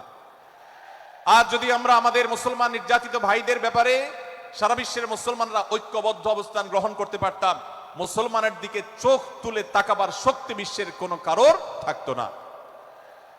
ভাইরা আমার, গোটা বিশ্বে ঐক্য প্রতিষ্ঠা করা আপনার আমার মতো সাধারণ মানুষের দ্বারা হয়তো সম্ভবপর হবে না, কিন্তু আমাকে করজোড় করার এলাকাতে, আপনার মহল্লাতে, আপনার সাথে অন্য মুসলমান ভাইদের অনেক ক্ষেত্রে মতভিন্নতা আছে। সেটা রাজনৈতিক দৃষ্টিভঙ্গির ক্ষেত্রে হতে পারে, সেটা ধর্মীয় থট এবং মানহাজ, মাযহাব, মাসলাকগতভাবে হতে পারে, সেটা অন্য কোনো ইস্যু ভিত্তিক মত পার্থক্য হতে পারে, আল্লাহর জন্য, আল্লাহর ওয়াস্তে, আল্লাহর ওই আয়াতকে মেনে আমল করার চেষ্টা করি আমরা। আল্লাহ বলেছেন, ওয়া'তাসিমু বিহাবলিল্লাহি জামিআন ওয়া লা তাফাররাকু, তোমরা আল্লাহর রশিকে সবাই ঐক্যবদ্ধভাবে আঁকড়ে করে ধরো, ঐক্যবদ্ধভাবে আল্লাহর রশিকে আঁকড়ে ধরো, তোমরা পরস্পর বিচ্ছিন্ন হয়ে যেও না। আমরা অনেক ফরজের কথা শুনেছি, নামাজ রোজা ফরজ আমরা জানি, বাবা মার প্রতি সদ্ব্যবহার করার ফরজের কথা আমরা জানি, আত্মীয়তার সাথে সুসম্পর্ক, আত্মীয়তার বন্ধন রক্ষার কথা আমরা জানি, ফরজ হওয়ার কথা জানি, কিন্তু মুসলমানদের ঐক্যবদ্ধ থাকতে হবে এই ফরজের কথা আমরা অনেকেই জানি না। ভাইরা আমার, মুসলমানদেরকে আল্লাহ রাব্বুল আলামিন ঐক্যবদ্ধ থাকার নির্দেশ দিয়েছেন। এই ঐক্যটা এর মানে এই নয় যে সবাই এক মতের হয়ে যাবে সব বিষয়ে। বিভিন্ন বিষয়ে আমাদের মধ্যে মত পার্থক্য থাকবে, তারপরে আমরা একে অন্যের সহযোদ্ধা হব, সহযাত্রী হব, আমরা একে অন্যের কল্যাণকামী হব, একে অন্যের ভালো চাইবো। আমার ভিন্ন মতের মুসলমানের কোনো ক্ষতিতে আমি খুশি হব না, তার ক্ষতিতে আমি কষ্ট পাবো, তার সাফল্যকে আমি এনজয় করব, আনন্দিত হব। এটা যদি করতে না পারি তো আমি কখনো খালেস এবং সাচ্চা মুসলমান হতে পারলাম না। আল্লাহ তাআলা আমাদের অন্তরগুলোকে উদার করে দিন, ব্রড করে দিন, প্রশস্ত করে দিন, বড় করে দিন, উম্মার ঐক্যের প্রয়াসী হওয়ার তৌফিক দান করুন, বলুন আমিন। ভাইরা আমার, আমরা মহল্লায় মহল্লায়, এলাকায় এলাকায়, মসজিদে মসজিদে, আমাদের নিজস্ব বলয়ে, নিজস্ব অঙ্গনে আমরা চেষ্টা করব ভিন্ন ভিন্ন মতের মুসলিম ভাইকেও আমার ভাই হিসাবে আঁকড়ে ধরার, আপন করার। ডক্টর খন্দকার আব্দুল্লাহ জাহাঙ্গীর রাহিমাহুল্লাহ এই অঞ্চলের সন্তান। তিনি বলতেন, বেদাতে লিপ্ত কোন মুসলমান, তার ব্যাপারেও আমি মনে করি আমার ভাই ভুলের মধ্যে আছেন, তার ব্যাপারে আমার মায়া মমতা কাজ করে, আমি তার কল্যাণকামী, তাকে আমার ভাই মনে করি। ঠিক একইভাবে আমার কোন মুসলমান ভাইয়ের সাথে যদি আমার ভিন্ন মতের কারণে আমার মনে হয় যে তিনি ভুল পথে আছেন, তারপর তাকে আমি শত্রু ভাববো না, তার অকল্যাণ আমি চাইবো না। আজ বাংলাদেশের বাস্তবতায় যদি আমরা তাকাই, দেখতে পারবো ইসলাম এবং এর শত্রুতা করার ব্যাপারে তারা সবাই ঐক্যবদ্ধ, অথচ আমরা মুসলমানরা আমাদের আল্লাহ, আমাদের রাসূল, আমাদের কোরআন, আমাদের কিবলা, আমাদের সবকিছু এক হওয়া সত্ত্বেও ছোটখাটো বিষয়কে নিয়ে আমরা আমাদের মধ্যকার বিভেদের প্রাচীরগুলোকে দাঁড় করিয়ে রেখেছি, যার কারণে আমরা গোটা বিশ্বে যেমন মার খাচ্ছি, আমাদের এই প্রিয় মাতৃভূমিতেও আমরা সংখ্যায় সবচেয়ে বেশি হয়েও আমরা কালচারালি মাইনরিটি হয়ে আছি, সংস্কৃতিতে আমরা সংখ্যালঘু হয়ে আছি। সব ক্ষেত্রে আমাদেরকে ইগনোর করা হয়। 4 লক্ষ মসজিদের এদেশে 4 লক্ষ ইমাম আছেন, 4 লক্ষ মুয়াজ্জিন আছেন। এই মসজিদগুলো এদেশে, এর নেটওয়ার্ক যতটা শক্তিশালী, এদেশের সকল রাজনৈতিক দলগুলোর নেটওয়ার্ককে যদি একত্র করা হয়, মসজিদগুলোর মতো এতটা শক্তিশালী নেটওয়ার্ক এদেশের সমাজে নাই। কিন্তু ওলামা একরামকে ইগনোর করা হয়, মুসলমানদের ইগনোর করা হয়। এদেশের আইনে কোরআন এবং সুন্নাহ এদেশের মুসলমানদের ধ্যান ধারণাকে কখনো বিবেচনায় আনা হয় না। এই যে মুসলমানদের আজ দুরবস্থা, এর অন্যতম প্রধান কারণ হলো আমাদের হাজার হাজার ভাগে বিভক্তি। এই বিভক্তির দেয়ালগুলোকে তুলতে হবে কি হবে না? যদি হয় তাহলে আপনি নিজে থেকে শুরু করে দিন। আপনি যেই মতই লালন করেন না কেন, আপনার ভিন্ন মতের মুসলমানকে আপনি ভাই মনে করবেন, তার সাথে বুক মিলাতে আপনার কষ্ট হবে না, তার সাথে বসতে আপনার অসুবিধা হবে না। ভিন্ন মতের আলেম, এক মতের আলেম আরেক মতের আলেমের সাথে বসতে অসুবিধা হবে না। এক মতের অনুসারী আরেক মতের অনুসারীকে ভাই বলতে অসুবিধা হবে না। আমরা সোশ্যাল মিডিয়াতে নিজেদের মধ্যে কামড়াকামড়ি করব না, নিজেদের মধ্যে আমরা ঝগড়া বিবাদ করব না। এবং যদি কেউ বিবাদে লিপ্ত হয়, সূরা হুজরাতের 9 এবং 10 নম্বর আয়াতের শিক্ষা বলছে, মুসলমানদের মধ্যে দুটি দল যদি মারামারিতে লিপ্ত হয়, তুমি সেখানে গিয়ে খোঁচাখুচি করে মারামারি বানানোর তো প্রশ্নই ওঠে না। বরং আল্লাহ বলছেন যে ফাসলিহু বাইনাহুমা, তাদের উভয়ের মধ্যে মীমাংসা করবার জন্য তুমি উদ্যোক্তা হও, তুমি উদ্যোগী হও।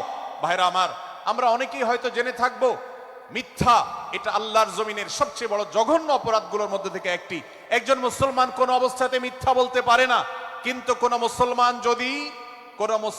যদি অন্য মুসলমানের সাথে কখনো বিবাদ বিতণ্ডায় লিপ্ত হয়ে যায়, দুজন মুসলমান বা দুটি বলয়, দুটি পক্ষ, দুটি গোষ্ঠী মুসলমানদের, তাদের মধ্যে যদি কোনো বিষয় যদি ভুল বুঝাবুঝি তৈরি হয়, ভিন্ন মত সৃষ্টি হয়, একে অন্যের সাথে শত্রু ভাবাপন্ন হয়ে যায়, তাহলে তাদের দুইজনের মধ্যে বা দুই পক্ষের মধ্যে মীমাংসা করবার জন্য কেউ যদি মিথ্যা কথাও বলে, অর্থাৎ আপনি এক পক্ষের কাছে গিয়ে বললেন, ভাই আপনি যাকে এত খারাপ মনে করছেন, যার ব্যাপারে আপনি এতটা রাগান্বিত হয়ে আছেন, আমি তো জানি তিনি আপনার ব্যাপারে অনেক সফট চিন্তা রাখেন, আপনার ব্যাপারে অনেক ইতিবাচক ভাবনা রাখেন, আপনার ব্যাপারে অনেক সুধারণা পোষণ করেন।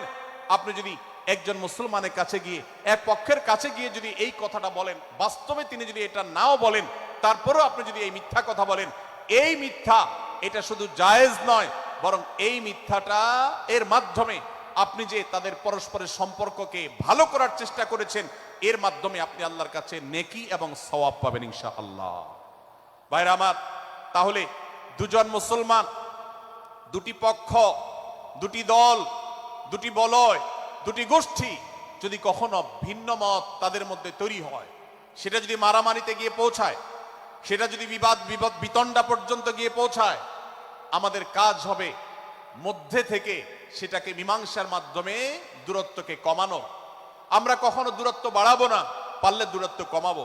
ডক্টর খন্দকার আব্দুল্লাহ জাহাঙ্গীর রহমতুল্লাহ একটা কথা বলতেন, মুসলমানদের বাড়িতে যে আগুন লেগেছে, বিভেদের আগুন, মতবিরোধের আগুন, মত পার্থক্য, এটা মতবিরোধে যে পৌঁছে গেছে, এ আগুন তিনি বলতেন আমি নিভাবার মতো শক্তি আমার নাই, এত পাওয়ার নাই যে বহুদা বিভক্ত মুসলমানদেরকে আমি ঐক্যবদ্ধ করে ফেলবো, এত শক্তি আমার হাতে নেই।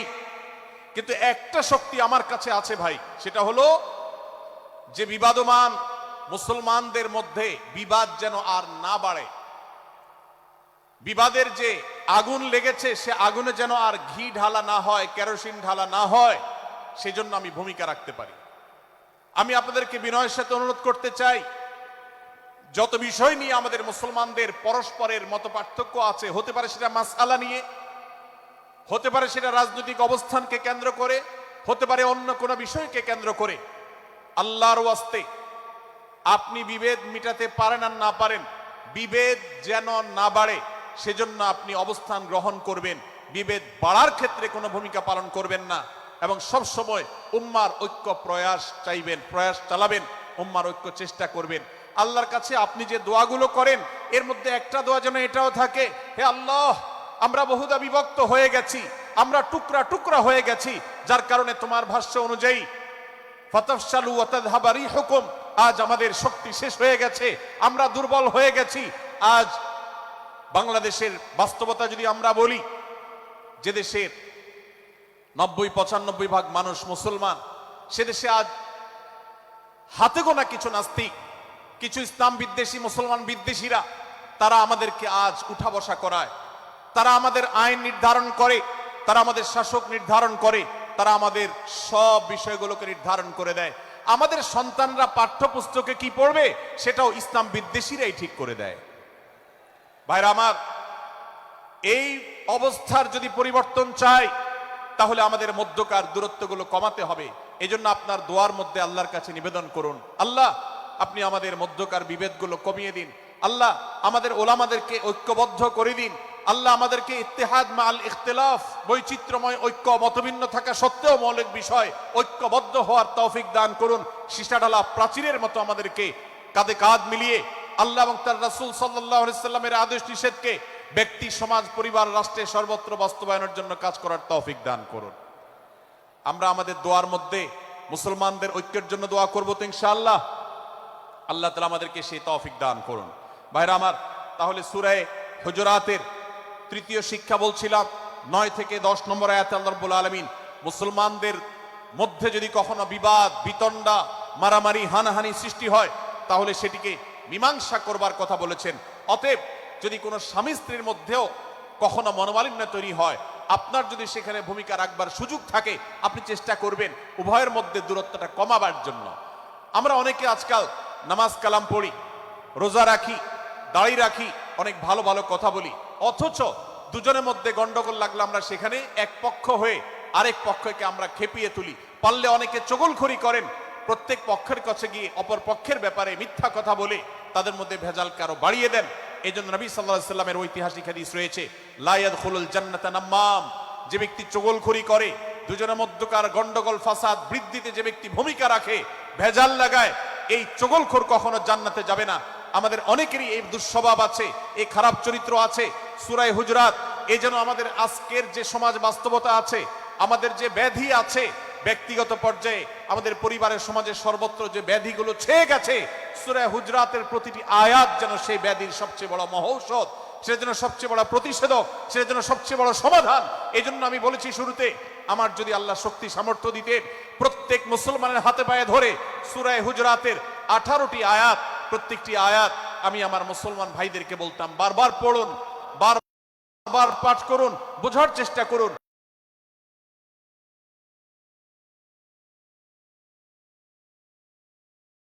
জীবনকে পরিবর্তন করুন।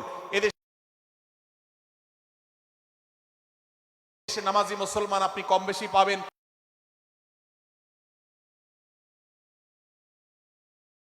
এদেশে রোজাদার মুসলমান কম বেশি পাবেন, এদেশে হজ আদায়কারী মুসলমান কম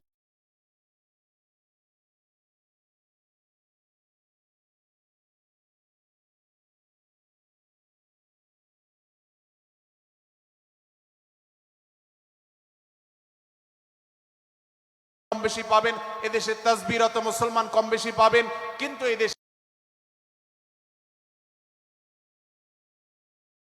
আচার আচরণ, কাজ কারবার, আখলাক এবং বান্দার হক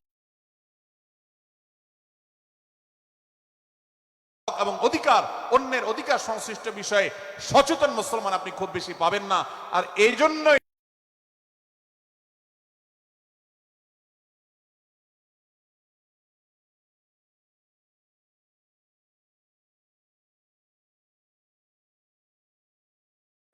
আমাদের জান্নাতের পথে অনেক বড় অন্তরায় হয়ে আছে। আজ আমাদের চরিত্রগুলো নষ্ট হয়ে গেছে, আমরা নামে মুসলমান, আমরা চগলখড়ি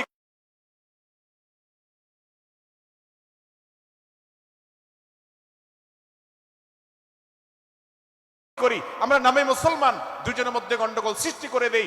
গন্ডগোল আগে থেকে সৃষ্টি থাকলে সেটাকে বাড়াবার চেষ্টা করি।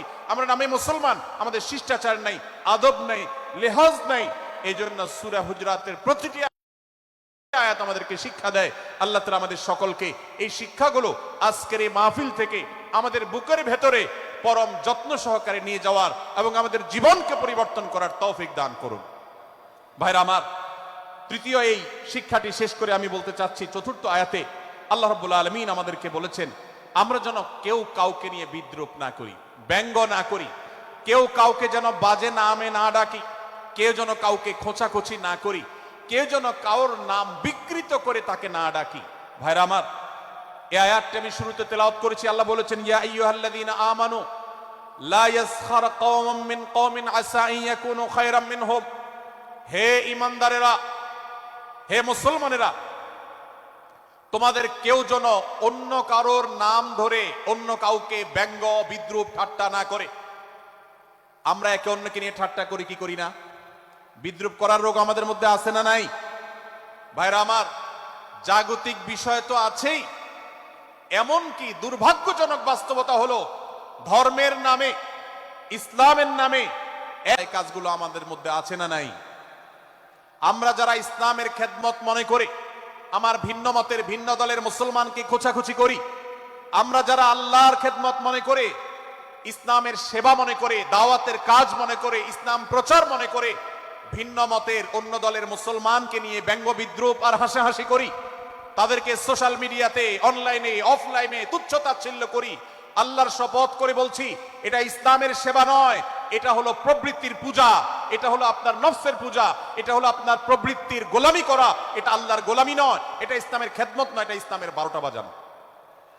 ভাইরা আমার, কোন অবস্থাতে একজন মুসলমান অন্য মুসলমানকে নিয়ে ব্যঙ্গ বিদ্রূপ করতে পারে না। আমার মুসলমান ভাই যদি কোনো ভুল কথা বলে, ভুল কাজ করে, আমি যথাযথ নিয়মে তাকে সমালোচনা না করেন, তাহলে আপনার এই সমালোচনা এটাই আপনাকে জাহান্নামে নেওয়ার কারণ হতে পারে। ভাইরা আমার, আপনি কাউকে রোস্ট করার নামে, কাউকে সমালোচনা করার নামে, হতে পারে কেউ ভুল করেছেন, কিন্তু সেটা করতে গিয়ে যদি তার অধিকার নষ্ট করেন, আপনি সীমা ছাড়িয়ে চলে যান, আপনি যদি ব্যঙ্গ বিদ্রূপ করে হারামের পর্যায়ে চলে যান, তাহলে সূরা হুজরাতের আয়াতের আলোকে আপনি কবিরা গুনাহে লিপ্ত হলেন। আমরা অনেকে আছি যে ব্যক্তিগত পর্যায়ে এই বিদ্রূপ করাটাকে আমরা কোনো বিষয় মনে করছি না। সোশ্যাল মিডিয়াতে অনেকগুলো ভিডিও ক্লিপ আছে, আপনাদের চোখে নিশ্চয়ই পড়েছে, আমার চোখে বহু পড়েছে, যে অনেক সময় দেখা যায় বিনোদনের নামে কাউকে খোঁচাখুচি করা, কাউকে অপমান করা, কাউকে হয়তো ধাক্কা দিয়ে পানি দিয়ে ফেলে দেয়া, কাউকে কষ্ট দেয়া, কাউকে হয়তো প্রতারিত করা, এটাকে আমরা এনজয় করি। অনেক ভিডিও ক্লিপে দেখা যায় এভাবে কাউকে কোনোভাবে অপমানিত করে, কাউকে কোনোভাবে ধোকা দিয়ে বোকা বানিয়ে আমরা এনজয় করি, আমরা হাসাহাসি করি। আমাদের রুচি নষ্ট হতে হতে আজ এই পর্যায়ে এসেছে যে এটা আমাদের এনজয়ের বিষয় হয়েছে, এটা আমাদের আনন্দের বিষয় হয়েছে। ভাইরা আমার, সূরা হুজরাতের এই আয়াত অর্থাৎ 11 নম্বর আয়াত, এই আয়াত বলছে আমাদের জন্য কোন মুসলমানকে, কোন মানুষকে ব্যঙ্গ বিদ্রুপ করা হারাম। কোন মুসলমানকে ব্যঙ্গ বিদ্রুপ করা কি হারাম। অতএব আপনি রসিকতা করে যদি কারোর সাথে ব্যঙ্গ বিদ্রুপ করেন এবং সেটা যদি তার মনে কষ্ট হওয়ার কারণ হয়, তিনি যদি সমাজের মানুষের কাছে হেয় প্রতিপন্ন হন, তাহলে ইসলামী শরীয়তের দৃষ্টিকোণ থেকে সারা বিশ্বের সমস্ত ওলামাদের ঐক্যমতে সেটা হারাম। আমরা চুরি করা হারাম জানি, আমরা ডাকাতি করা হারাম জানি, আমরা মাদক সেবন করা হারাম জানি, আমরা নামাজ ত্যাগ করা হারাম জানি। এই সমস্ত হারাম থেকে আমরা অনেকেই বেঁচে থাকি, কিন্তু আমি আমার মুসলমান ভাইয়ের চরিত্র হনন করছি, শুধুমাত্র সাধারণ জীবন যাত্রার ক্ষেত্রে করছি তা নয়। এমনকি ধর্মের নামে, ইসলাম প্রচারের নামে, দাওয়াতের নামে আমরা আমাদের প্রতিপক্ষ মুসলমান ভাইকে নিয়ে অনেক সময় ব্যঙ্গ বিদ্রুপ করি, হাসাহাসি করি, তাকে ছোট করি, তাচ্ছিল্য করি, হেয় করি, তার সম্মানহানি করি। আমরা জানি না আমাদের প্রিয় নবী সাল্লাল্লাহু আলাইহি ওয়াসাল্লাম এর একটা হাদিস আমাদের সামনে রয়েছে, সহিহ মুসলিমে বর্ণিত হয়েছে। নবী করিম সাল্লাল্লাহু আলাইহি ওয়াসাল্লামের এই হাদিস আজ সবচেয়ে অসহায় হাদিস। অসহায় হাদিস এই জন্য বললাম যে আজকের এই হাদিসের উপরে কেউ আমল করে না, এই হাদিসটাকে কেউ পাত্তা দেয় না, এই হাদিসকে কেউ গুরুত্ব দেয় না। অথচ এই হাদিস প্রত্যেক মুসলমানের বুকে বুকে ঝুলিয়ে রাখা দরকার। এই হাদিস আমাদের ঘরে ঘরে ঝুলানো দরকার। এই হাদিস আমাদের অফিসগুলোতে শোভা পাওয়া দরকার। এই হাদিস আমাদের জীবনে বাস্তবায়ন হওয়া দরকার। নবী করিম সাল্লাল্লাহু আলাইহি ওয়াসাল্লাম সেই হাদিস বর্ণনা করেছেন। আবু হুরায়রা রাদিয়াল্লাহু তাআলা আনহু তিনি বলেছেন, লা তাহাসাদু, লা তাহাসাদু, হে মুসলমানরা, তোমরা কেউ কাউকে কখনো হিংসা করবে না, কেউ কাউকে হিংসা করবে না। আমাদের মধ্যে হিংসা আছে না নাই? হিংসা আছে না নাই? আমরা একে অন্যকে হিংসা করি। একদল মুসলমান অন্য দল মুসলমানকে হিংসা করে, কেউ কারো ভালো দেখতে পারে না। ভাইরা আমার, আল্লাহ নবী বলেছেন, লা তাহাসাদু, তোমরা একে অন্যকে হিংসা করো না। ওয়ালা তানাজাসু, কেনা বেচা করতে গিয়ে কেউ কাউকে ধোকা দিও না, প্রতারণা করো না। ওয়ালা তাবাগাদু, তোমরা একে অন্যের সাথে শত্রুতা বিদ্বেষ পোষণ করবে না। ওয়ালা তাদাবারু, তোমাদের কেউ যেন কারোর পেছনে লেগে না থাকে, কাউকে অবজ্ঞা যেন না করে। ওয়ালা ইয়াবি আহাদুকুম আলা বাই'i আখিহি, এবং তোমাদের কেউ যেন আরেকজনের কেনাবেচার উপরে সেখানে ইন্টারফেয়ার করে সে যেন সেখানে কোনো প্রকার ক্ষতিগ্রস্ত কাউকে না করে। ওয়াকুনু ইবাদাল্লাহি ইখওয়ানা, হে মুসলমানরা, তোমরা আল্লাহর বান্দা, ভাই ভাই হয়ে থাকো। তোমাদের মধ্যে মত পার্থক্য থাকুক, দলগত মত পার্থক্য, অবস্থানগত মত পার্থক্য, থটগত মত পার্থক্য, মাযহাব মাসলাবগত মত পার্থক্য থাকুক, কিন্তু তোমরা আল্লাহর বান্দা, ভাই ভাই হয়ে থাকো। এক দলের মুসলমানকে আল্লাহ তাআলা ভাই ভাই হতে বলেন নাই, এক গ্রুপের মুসলমানকে আল্লাহ ভাই ভাই হতে বলেন নাই, এক বলয়ের মুসলমানকে আল্লাহ ভাই ভাই হতে বলেন নাই, নিজ দলের মুসলমানের সাথে আল্লাহ ভাই ভাই থাকতে বলেন নাই। আল্লাহ বলেছেন সকল মুসলমানদের সাথে ভাই ভাই হয়ে থাকার জন্য, ভ্রাতৃত্বের বন্ধনে থাকার জন্য। এজন্য আল্লাহ নবী সাল্লাল্লাহু আলাইহি ওয়াসাল্লাম সে নির্দেশ করেছেন। আল্লাহ নবী সাল্লাল্লাহু আলাইহি ওয়াসাল্লাম আরো বলেছেন, আল মুসলিমু আখুল মুসলিম, মুসলমান মুসলমানের ভাই, লা ইয়াজলিমুহু ওয়ালা ইয়াখযুলুহু, কোন মুসলমান কোন মুসলমানকে জুলুম করতে পারে না, তার আইল ঢেলতে পারে না, তার জমি দখল করতে পারে না, তার অধিকার নষ্ট করতে পারে না, তাকে কথা দিয়ে অত্যাচার করতে পারে না। ওয়ালা ইয়াখযুলুহু, তাকে অপমানিত করতে পারে না, লাঞ্ছিত করতে পারে না। ওয়ালা ইয়াকযিবুহু, তার সাথে মিথ্যা বলতে পারে না। ওয়ালা ইয়াহকিরুহু, তাকে তাচ্ছিল্য করতে পারে না। আত্তাকওয়া হাহুনা, আত্তাকওয়া হাহুনা, আত্তাকওয়া হাহুনা। নবীজি তিনবার নিজের বুকের দিকে তাকিয়ে দেখিয়েছেন, তাকওয়া এখানে, তাকওয়া এখানে, তাকওয়া এখানে। আমাদের অন্তরকে ভালো করতে হবে, সমস্ত মুসলমানদের জন্য উদার হতে হবে, কলিজাকে বড় করতে হবে, মনটাকে ব্রড করতে হবে, প্রশস্ত করতে হবে, অন্য মুসলমানকে ভাই মনে করতে হবে। কোন ভিন্ন মতের মুসলমানের সাথে শত্রুতা পোষণ করা যাবে না। ভাইরা আমার, অতএব এই হাদিসকে সামনে রেখে এই হাদিসের শেষ অংশে নবী সাল্লাল্লাহু আলাইহি ওয়াসাল্লাম বলেছেন, আল মুসলিমু কুল্লুল মুসলিমি আলাল মুসলিমি হারামুন দমুহু ওয়া মালুহু ওয়া ইরদুহু। এক মুসলমানের জন্য অন্য মুসলমানের তিনটি জিনিসকে আল্লাহ তাআলা হারাম করে দিয়েছেন। কোন মুসলমানের রক্ত এটা প্রবাহিত করা, কাউকে হত্যা করা যেরকম হারাম, কোন মুসলমানের সম্পদ অন্যায়ভাবে আপনি ভোগ করবেন, দখল করবেন, মেরে দিবেন, এটা হারাম।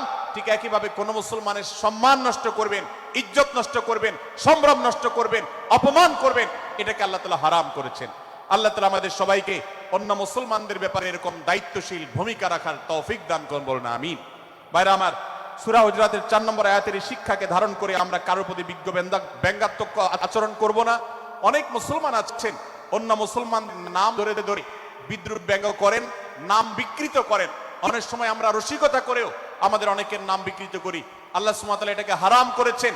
এমনকি নবী সাল্লাল্লাহু আলাইহি সাল্লাম বলেছেন, লা তাকুল লিকাসিরিন ইয়া কাসিরু, কোন খাটো বা বেটে মানুষকে হে বেটে, হে খাটো এরকম বলে ডেকো না। নবী সাল্লাল্লাহু আলাইহি সাল্লাম বলেছেন এভাবে ডাকলে তিনি অপমানিত হন। আল্লাহ তাকে এভাবে সৃষ্টি করেছেন। আমরা অনেক সময় দেখা যায় একে অন্যকে খোঁচা মারতে গিয়ে তার গায়ের রং কালো হলে, তিনি দেখতে আকারে ছোট হলে তাকে আমরা ব্যঙ্গ করি, বিদ্রুপ করি, তাকে আমরা তাচ্ছিল্য করি, তাকে আমরা অপমান করি, তাকে আমরা অপদস্থ করি।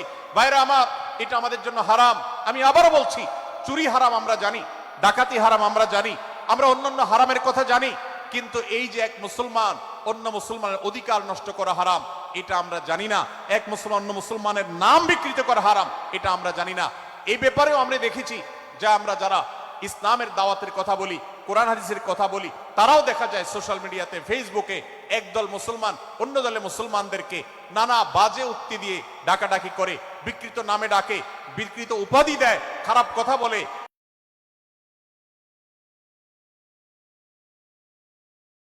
অমুকের দালাল তমুকের দালাল ইত্যাদি ধারণা করে কথা বলে। এই কাজগুলো হারাম, এগুলো আমরা কখনো করব না। 5 নম্বর যে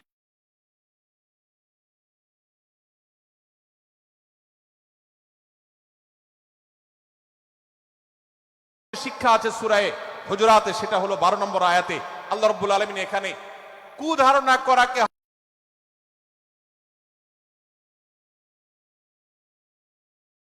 হারাম করেছেন, মন্দ ধারণা করতে আল্লাহ তাআলা নিষেধ করেছেন, এবং গীবত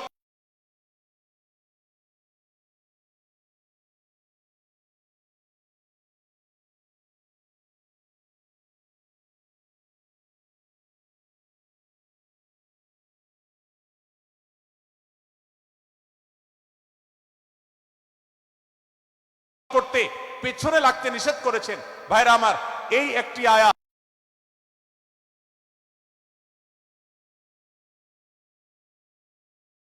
অর্থাৎ সূরা হুজুরাতের 12 নম্বর আয়াত, এই আয়াতটি শিক্ষা ধারণ করে যদি আমরা আমাদেরকে শুধরাতে পারি,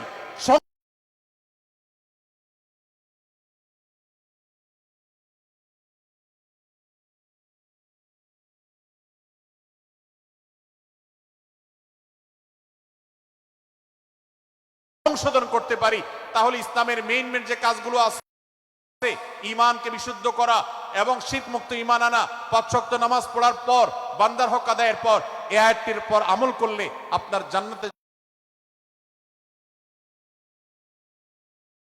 যাওয়ার সবচেয়ে বড় বাধা দূর হয়ে যাবে ইনশাআল্লাহ।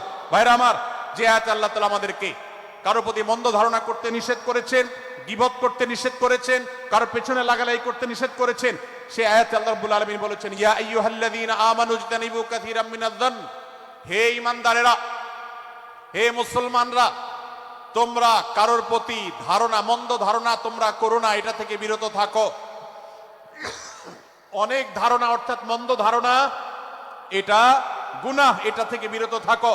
ইন্না বা'দায-যন্নি ইসম, কারণ কিছু কিছু ধারণা অর্থাৎ যেগুলো মানুষের সম্পর্কে কোনো তথ্য উপাত্ত ছাড়া নিছক ধারণা প্রসূত মন্দ ধারণা করা হয়, সেগুলো গুনাহের কারণ, সেগুলো অপরাধের কারণ, সেগুলো কবিরা গুনাহ, সেগুলো পাপাচার, সেগুলো আল্লাহর অসন্তুষ্টির কারণ।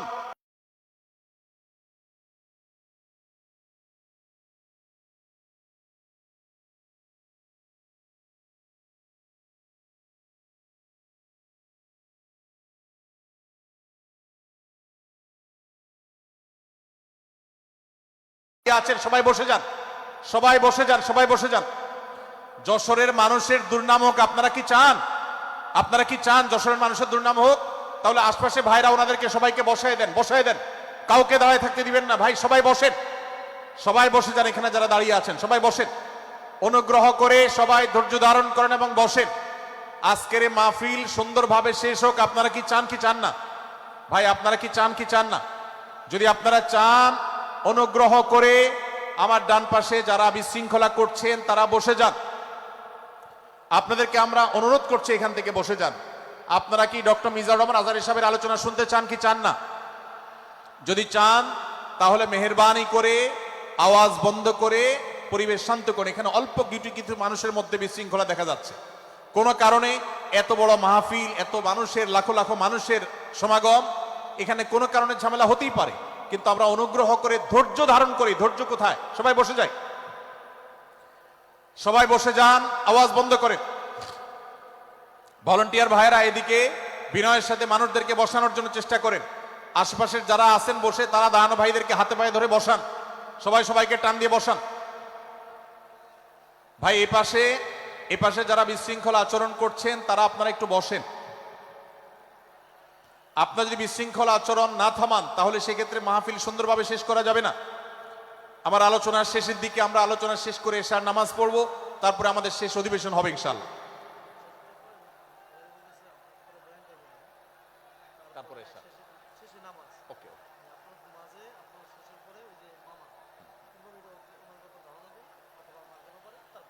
ভাই মেহেরবানি করে আপনারা শান্ত হন। আমাদের আলোচনার পর আজকের আমাদের প্রধান আকর্ষণ এবং প্রধান বক্তা ডক্টর মিজানুর রহমান আজহারী হাফিজাহুল্লাহ তিনি আসবেন, তিনি আলোচনা করবেন। তারপরে আমরা মাঠে ইনশাআল্লাহ সবাই জামাতের সাথে এশার সালাত আদায় করব। আমি কয়েক মিনিটের মধ্যে আলোচনা শেষ করব, আপনারা মেহেরবানি করে শান্ত হন। জাযাকুমুল্লাহ খাইর।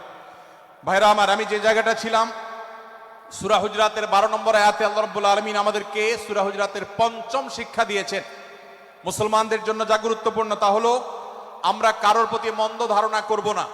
এই ক্ষেত্রে ডক্টর আব্দুল্লাহ জাহাঙ্গীর রাহিমাহুল্লাহর একটা উক্তি আমার মনে পড়ে। তিনি বলেছেন যে আজ আমাদের যারা ধর্ম চর্চা করি, আমরা যারা নিজেদেরকে প্র্যাকটিসিং মুসলমান মনে করি, আমাদের সবচেয়ে হুজুরদের সবচেয়ে পছন্দের গুনাহ হলো মন্দ ধারণা করা, অন্যের ব্যাপারে খারাপ ধারণা করা। অমুক অমুকের দালাল, তমুক তমুকের দালাল, কোন তথ্য উপাত্ত ভিত্তি প্রমাণ ছাড়া নিছক ধারণার উপর ভিত্তি করে অন্য মুসলমান ভাইকে আমি এরকম নানা তকমা দিয়ে আমরা কবিরা গুনাহে লিপ্ত হচ্ছি। আমরা এই বদ ধারণা করা, মন্দ ধারণা করা যে কবিরা গুনাহ অনেকে জানি না। অনেকে অনেকের পেছনে লাগছি, অনেকে অনেকের ওয়াজ শুনছি দোষ বাইর করার জন্য, স্ট্যাটাস পড়ছি ভুল বাইর করার জন্য। এই যে মানুষের পেছনে লাগা, এটা আল্লাহ তাআলা নিষেধ করেছেন, ওয়ালা তাজাসসু, তোমরা কেউ কারোর ছিদ্র অন্বেষণ করার, দোষ আবিষ্কার করার চেষ্টা করবে না, এবং ওয়ালা ইয়াগতাব বা'দুকুম বা'দা, কেউ কারোর গীবত শিকায়াত করবে না। এই আয়াতে আমাদেরকে কেউ কারোর পেছনে পরনিন্দা করতে নিষেধ করেছেন। ইসলাম বলে আমরা মানুষের সামনে মানুষের ভুলের কথাগুলো বলবো বিনয়ের সাথে, যাতে তিনি সংশোধিত হন, আর তার পেছনে প্রশংসা করব। আমরা করি উল্টা, আমরা মানুষের সামনে এসে মানুষের প্রশংসা করি আর তার পেছনে গিয়ে তার দুর্নাম করি। ইসলামকে যদি আমরা মানতাম সমাজটা সুন্দর হয়ে যেত। আমরা যদি সামনে কারোর দোষ বলতাম তাহলে তিনি সংশোধিত হতেন, আর পেছনে যদি গুণ বলতাম তাহলে তিনি ভালো সেখান থেকে শিক্ষা গ্রহণ করতেন। সূরা হুজরাতের 6 নম্বর শিক্ষা 13 নম্বর আয়াতে আল্লাহ তাআলা বলেছেন যে আমাদের সবার গোড়া কোত্থেকে এসেছে, আমাদের গর্বের কোনো বাহ্যিক কারণ নাই তাকওয়া ছাড়া। আল্লাহ বলেছেন, ইয়া আইয়ুহান নাস ইন্না খালাকনাকুম মিন যাকারিন ওয়া উনসা, হে মানুষ সকল, তোমাদেরকে আমি মানুষ, নারী এবং পুরুষ, আদম এবং হাওয়া থেকে সৃষ্টি করেছি। ওয়াজআলনাকুম শুউবান ওয়া ক্বাবাইলা লিতাআরাফু, বিভিন্ন গোত্রে তোমাদেরকে আমি বিভক্ত করেছি পরিচয়ের জানার জন্য শুধুমাত্র। আর আল্লাহ বলেছেন শেষে, ইন্নাল্লাহা আলিমুন খাবীর, তোমরা কি করো আল্লাহ জানে। অতএব আমাদের কারোর পর কারো কোনো শ্রেষ্ঠত্ব নেই তাকওয়া ছাড়া। আল্লাহ বলেছেন, ইন্না আকরামাকুম ইনদাল্লাহি আতকাকুম, আমাদের মধ্যে সবচেয়ে মর্যাদাবান হবে তিনি যার মধ্যে তাকওয়া সবচেয়ে বেশি হবে। আমাদের কোনো বংশগত গৌরব, কোনো অঞ্চলগত গৌরব, অন্য কোনো গৌরব আমাদের থাকবে না, শুধু তাকওয়ার গৌরব আমাদের থাকতে পারে। সেটাও গর্ব, নিষিদ্ধ গর্ব বা অহংকারের মতো নয়, বরং সেটা আমাদের বিনয়ের জায়গা। সর্বশেষ 7 নম্বর যে শিক্ষা সূরা হুজরাতের রয়েছে, সেটা 14 এবং 14 থেকে 18 নম্বর আয়াতে আল্লাহ তাআলা ঈমান এবং ইসলামের চিহ্ন উল্লেখ করেছেন। যে 6টা শিক্ষা উল্লেখ করা হয়েছে, এর আলোকে মুসলমানকে, মুনাফিককে সেটা নিরূপণ হবে। এজন্য আল্লাহ তাআলা শেষে এটি উল্লেখ করেছেন। এই 7টি শিক্ষাকে ধারণ করে আমরা আমাদেরকে ভালো মুসলমান হিসেবে গড়ে তোলার চেষ্টা করব, আমাদের জীবনকে সাজাবার চেষ্টা করব। আল্লাহ তাআলা আমাদের সবাইকে তৌফিক দান করুন। আমি আবারও এক নজরে বলে শেষ করছি, সূরা হুজরাত কোরআনে কারীমের 26তম পারার একটি সূরা, 49 নম্বর সূরা, কোরআনের 18টি আয়াতের আছে। প্রথম থেকে 5 নম্বর আয়াত পর্যন্ত আল্লাহ রাসূলের সাথে আদব লেহাজ বজায় রাখা শিষ্টাচার মেনটেন করা এবং সম্মানীয় ব্যক্তিদের সাথেও এখান থেকে আমরা শিক্ষা নিয়ে আদব লেহাজ বজায় রাখা, তাদের সামনে আগ বেড়ে কথা না বলা, আগ বেড়ে কাজ না করা, উচ্চকণ্ঠে কথা না বলায় শিক্ষা আল্লাহ দিয়েছেন। দ্বিতীয়ত, আমাদেরকে কোনো সংবাদ, বিশেষ করে অনির্ভরযোগ্য তথ্যের সংবাদ শুনে আমাদেরকে কারোর ব্যাপারে ধারণা করার আগে আল্লাহ তাআলা আমাদেরকে যাচাই করার শিক্ষা দিয়েছেন। আমরা যেন গুজবে, আমরা যেন ধারণা প্রসূত কোনো তথ্যে আমরা যেন কান না দেই, সেই শিক্ষা আল্লাহ আমাদেরকে দিয়েছেন। এটি 6 থেকে 8 নম্বর আয়াতে, 9 থেকে 10 নম্বর আয়াতে আল্লাহ তাআলা মুসলমানদের দুই গ্রুপের মধ্যে গন্ডগোল দেখা দিলে মীমাংসা করতে বলেছেন, এবং 4 নম্বর শিক্ষা 11 নম্বর আয়াতে বিদ্রুপ করতে নিষেধ করেছেন আল্লাহ তাআলা, কারণ নাম ধরে ব্যঙ্গ করাকে হারাম করা হয়েছে। এবং 5 নম্বর শিক্ষা 12 নম্বর আয়াতে আল্লাহ তাআলা দিয়েছেন, কারোর প্রতি মন্দ ধারণা করা যাবে না, কারোর পেছনে লাগা যাবে না, এবং কারোর মন্দ নামে কাউকে ডাকা যাবে না, কারোর সমালোচনা তার পেছনে করা যাবে না, এগুলোকে হারাম করা হয়েছে। 6 নম্বর শিক্ষা 13 নম্বর আয়াতে আল্লাহ বলেছেন, আমাদের সবার মধ্যে কারোর কোনো শ্রেষ্ঠত্ব নাই তাকওয়া ছাড়া। যার তাকওয়া যত বেশি, আল্লাহ ভীতি যত বেশি, তিনি আল্লাহর কাছে তত শ্রেষ্ঠ এবং সেরা। 7 নম্বর সর্বশেষ শিক্ষা হলো 14 থেকে 18 নম্বর আয়াতে আল্লাহ রাব্বুল আলামিন ঈমানদারদের আলামত, মুনাফিকদের আলামত উল্লেখ করেছেন। সেখান থেকে শিক্ষা নিয়ে আমরা আমাদের ঈমানকে পরখ করার চেষ্টা করব, আমাদের আমলকে পরখ করার চেষ্টা করব। আল্লাহ তাআলা আমাদেরকে সূরা হুজরাতের আলোকে আমাদের জীবনকে গঠন করার তৌফিক দান করুন, বলুন আমিন। আল্লাহ তাআলা আমাদের সবাইকে আজকের এই তাফসীর কোরআন মাহফিল থেকে সূরা হুজরাতের এই 7টি শিক্ষাকে ধারণ করে ভালো মুসলমান, যে মুসলমান সম্পর্কে নবীজি বলেছেন আল মুসলিমু আখুল মুসলিম, মুসলমান মুসলমানের ভাই। যে হাদিসে নবীজি বলেছেন যে আল মুসলিমু মান সালিম আল মুসলিমুনা মিন লিসানিহি ওয়া ইয়াদি, মুসলমান সে যার হাত আর মুখ দ্বারা অন্য কোনো মুসলমান কষ্ট পায় না, নিরাপদে থাকে। আমরা আমাদের সমাজকে শান্তিপূর্ণ সুশৃঙ্খল রাখতে হলে আমাদেরকে মুসলমান হতে হবে, ভালো মানুষ হতে হবে। আমাদের হাত মুখ দ্বারা কেউ কষ্ট পাবে না, কারোর হক নষ্ট করব না, কারোর অধিকার নষ্ট করব না, কারোর কষ্টের কারণ হবে না, কাউকে আঘাত করব না, কাউকে গালি দিব না, কারোর কোনো প্রকার অধিকার খর্ব করব না, জুলুম করব না। আল্লাহ তাআলা আমাদের সবাইকে কোরআন এবং হাদিস যে মুসলিমের চিত্র অঙ্কন করেছে, কোরআন এবং হাদিসে মুসলিমের যে রূপরেখা বর্ণনা করেছে, কোরআন এবং হাদিসে যে আদর্শ মুসলমানের চিত্র উপস্থাপন করেছে, আল্লাহ আমাকে, আপনাকে, আমাদের সবাইকে সেই মুসলমান হওয়ার তৌফিক দান করুন, বলুন আমিন। ভাইরা আমার, আমরা মুসলমানরা যদি কোরআন হাদিসের আলোকের সে আদর্শ মুসলমান হতে পারি, বিশ্বের মানচিত্র পরিবর্তন হতে সময় লাগবে না, বাংলাদেশের পরিস্থিতি পরিবর্তন হতে সময় লাগবে না। তবে সবকিছুর আগে আমাদেরকে বদলাতে হবে, আমাদেরকে মুসলমান হতে হবে, কোরআন এবং হাদিসের বাস্তব অনুসারী হতে হবে। প্রকৃত কোরআন হাদিসের অনুসারী হতে পারলেই ইনশাআল্লাহ ইসলামের জয় হবে, কোরআন হাদিসের বিজয় হবে, মুসলমানদের বিজয় হবে, মুসলমানদের দুর্দিনের পরিবর্তন আসবে।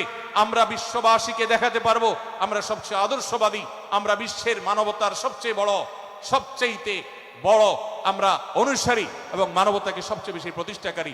আল্লাহ তাআলা আমাদের সবাইকে বিশ্ব মানবতাকে, আমাদের ইসলামের সৌন্দর্যকে আমাদের ব্যক্তি জীবনে চর্চা করার মধ্য দিয়ে, পরিবার এবং সমাজে চর্চা করার মধ্য দিয়ে ইসলামের সৌন্দর্যকে আল্লাহ তাআলা তুলে ধরার তৌফিক দান করুন। জাযাকুমুল্লাহু খায়রা ওয়া আখিরু দাওয়ানা আলহামদুলিল্লাহি রাব্বিল আলামিন। ওয়াসসালামু আলাইকুম ওয়া রাহমাতুল্লাহি ওয়া বারাকাতুহু।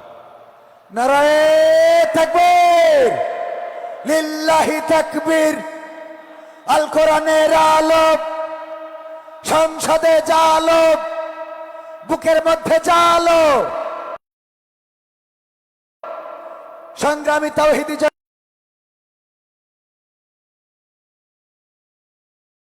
জনতা 3 দিন ব্যাপী ঐতিহাসিক তাফসীরুল কোরআন মাহফিলের শেষ দিনের সমাপনী অংশে